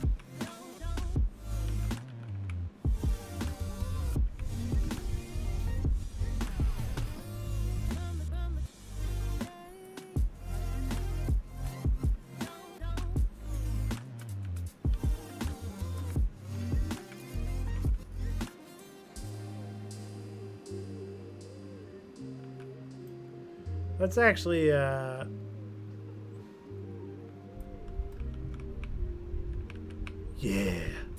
get that sun coming through.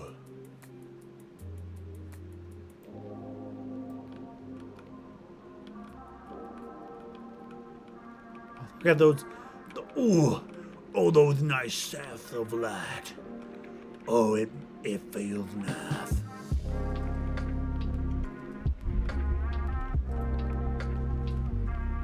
Alright, now we gotta go grab a post process volume. Ah, not 45. Yikes, a Rooney. That was like not at all what I meant.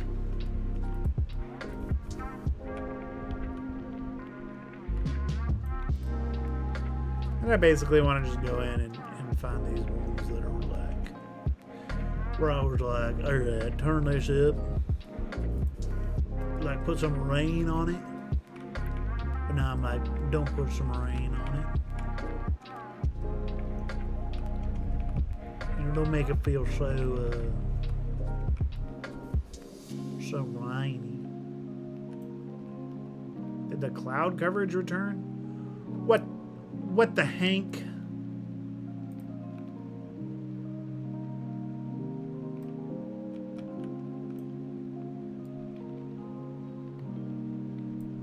Turn the cloud coverage way down so the sun just kind of sticks around. And then I'm gonna say maybe let's turn the fog up a little bit. And then under where are them fog settings?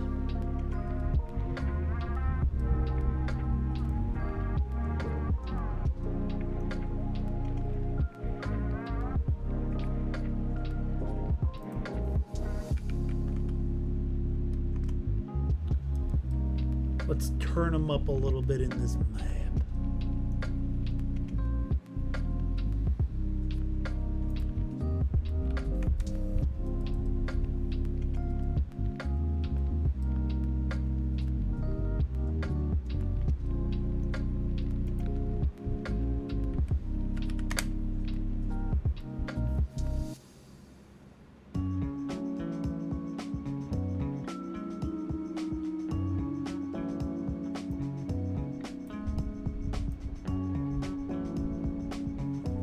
Turn up a little bit of the dust too.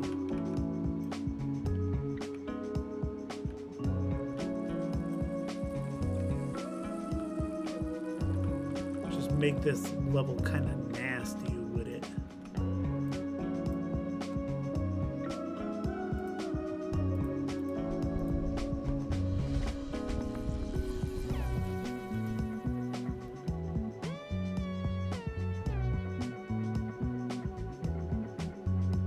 I did make this scene in 2 hours.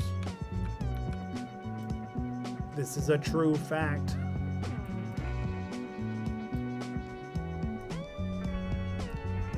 You know what else I'm gonna do with this? I'm gonna turn up the scattering so that it like bounces around a little bit more. You know?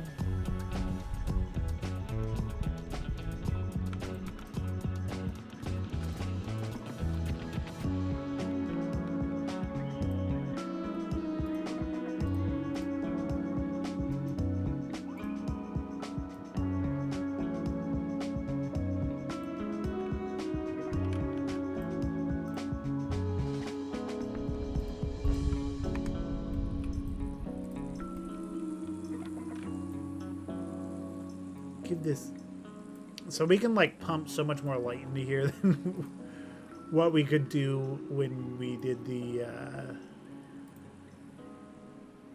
original, because the original is at night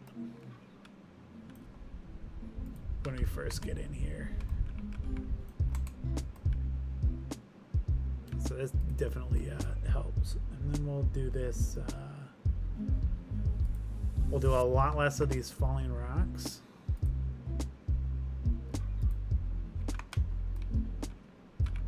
These falling rocks will be a bit more rare. The dripping, we can keep it dripping with it the same way. But let's turn up this intensity. Really let the light come into the cave and make it beautiful, just the way that you are. Ooh. You're beautiful. You're beautiful.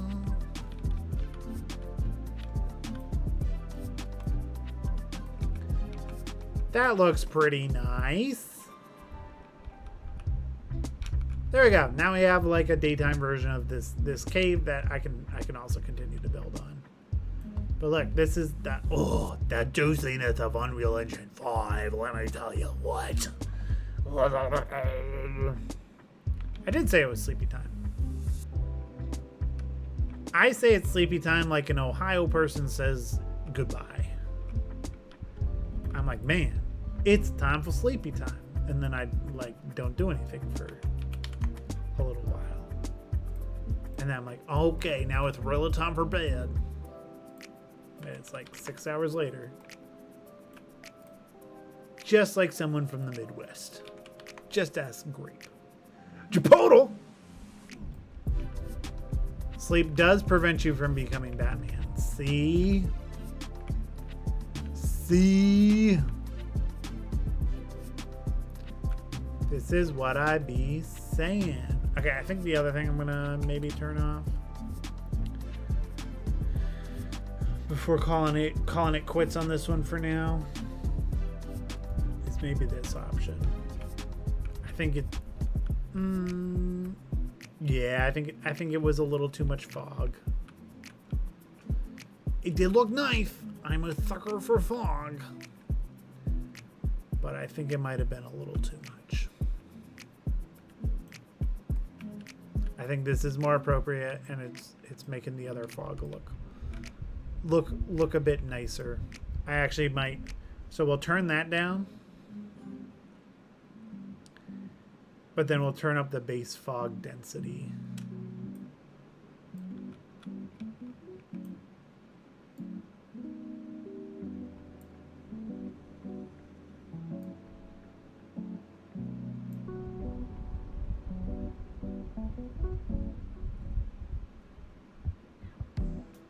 We'll turn up a couple of these settings.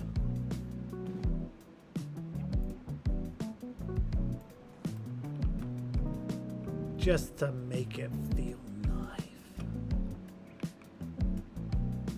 Alright, and then maybe we'll take the post-process volume and we'll turn it down to like... Maybe we'll have it at 12 so we can play with the actual camera exposure a little bit more. But this feels pretty good to me. I'm pretty happy with that.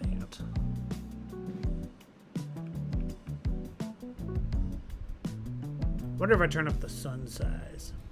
What happens if I make the sun nice, a big boy? Just make that big boy sun. True, Batman does mean you become a billionaire. I could add some sun flare. Holla.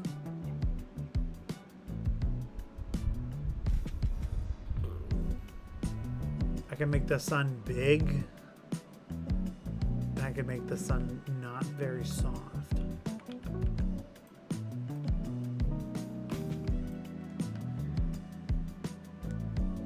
And I could add a sun flare. Let's see here. Sun lens flare.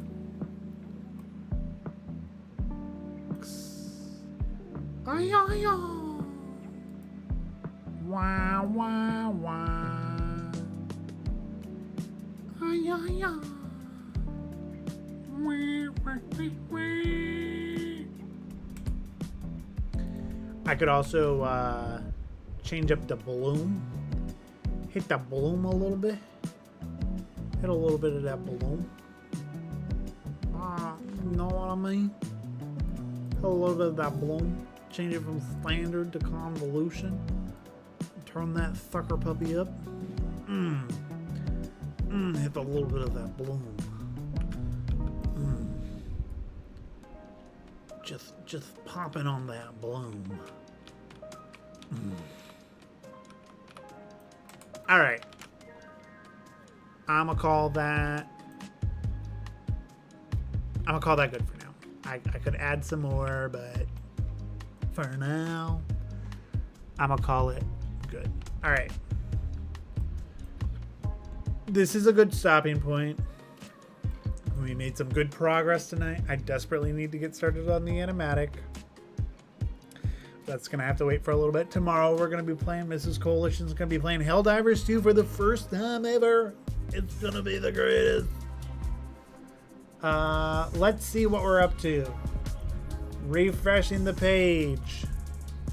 8685615. Nice. Are we gonna hit 100,000 by 3 a.m.? Still could. Very well, still could. But yeah, I am certain that by the time we stream tomorrow, it'll be a celebration stream that we hit 100,000 already. So, don't forget to go support. If you can't afford anything right now, absolutely no worries. Just go and play the game and participate in the community major order that Commissar Kai is doing, because that also has an impact. And the more we can get players on and over their plan, the better it'll be. So everybody have a wonderful night, and we'll see you in the morrow. Until next time, I'm gonna put you guys away. Oh wait, that wasn't as dramatic. 1 second. I'm gonna put you guys away, and then I'm gonna tell you all a bedtime story. So once upon a time, actually, I'm gonna recite a story from memory. Here you go. Ready? Let me make sure I got this. All right.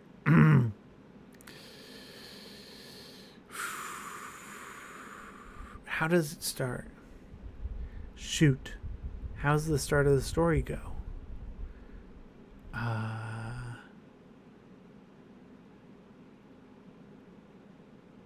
Dang. Now I don't remember the first page. I know if I get the first page, I can get the rest of it. But I'm not sure. Shoot. Hold up. I'm going to cheat a little bit. All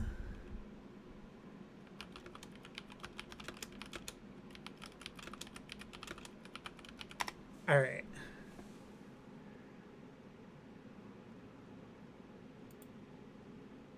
What is the first page? Come on. Okay, here we go. Found the first page, and now I can take it the rest of the way. All right. Bedtime story time. I'm gonna read you one of my kids' favorites. Here we go. Horn went beep, engine purred. Friendliest sounds you ever heard. Little blue truck came down the road. Beep, said Blue to the big green toad. Toad said croak and winked an eye as Little Blue Truck came rolling by. Sheep said baa, cow said moo, oink said a piggy, beep said blue, cluck said a chicken and her chick said peep, ma said a goat, blue said beep, neigh said a horse, quack said a duck, beep said the friendly Little Blue Truck. Honk, yelled a dump truck coming through. I've big important things to do. I haven't got time to pass the day with every duck along the way. Vroom went the truck. Around a curve, he saw a puddle and he tried to swerve. Into the mud rolled the big fat truck and his big important wheels got stuck. Oh no. His heavy-duty dump truck tires... You're falling asleep. His heavy-duty dump truck tires sunk down deep in the muck and mire. Honk, cried the dump, and he sounded scared, but nobody heard or nobody cared. Then bump, bump, bump came the Little Blue Truck to help the dump. Little Blue pushed with all his might, but now Blue and the dump were both stuck tight. Beep, beep, beep, cried the Little Blue Truck. or help, help, help, cried the Little Blue Truck. Beep, beep, beep, I'm stuck, I'm stuck. Everybody heard that beep, beep, beep, and the cow came running with the pig and the sheep. Up at a gallop came the big brown horse. Goat jumped over the fence, of course. The hen came flapping with the chick and the duck, and everybody pushed the Little Blue Truck. Head to head and rump to rump, they all pushed Blue, who pushed the dump. They couldn't quite budge that heavy load, but who hopped up but the big green toad? All together now, 1, 2, 3. One last push and the trucks were free. Thanks, little brother, said Dump to Blue. You helped me and they helped you. Now I know a lot depends on a helping hand from a few good friends. Beep, said Blue. Who wants a ride? Everybody scrambled to jump inside. Oink, crack, ba, moo, cluck, peep, neigh, croak, ma. Then you turn the page.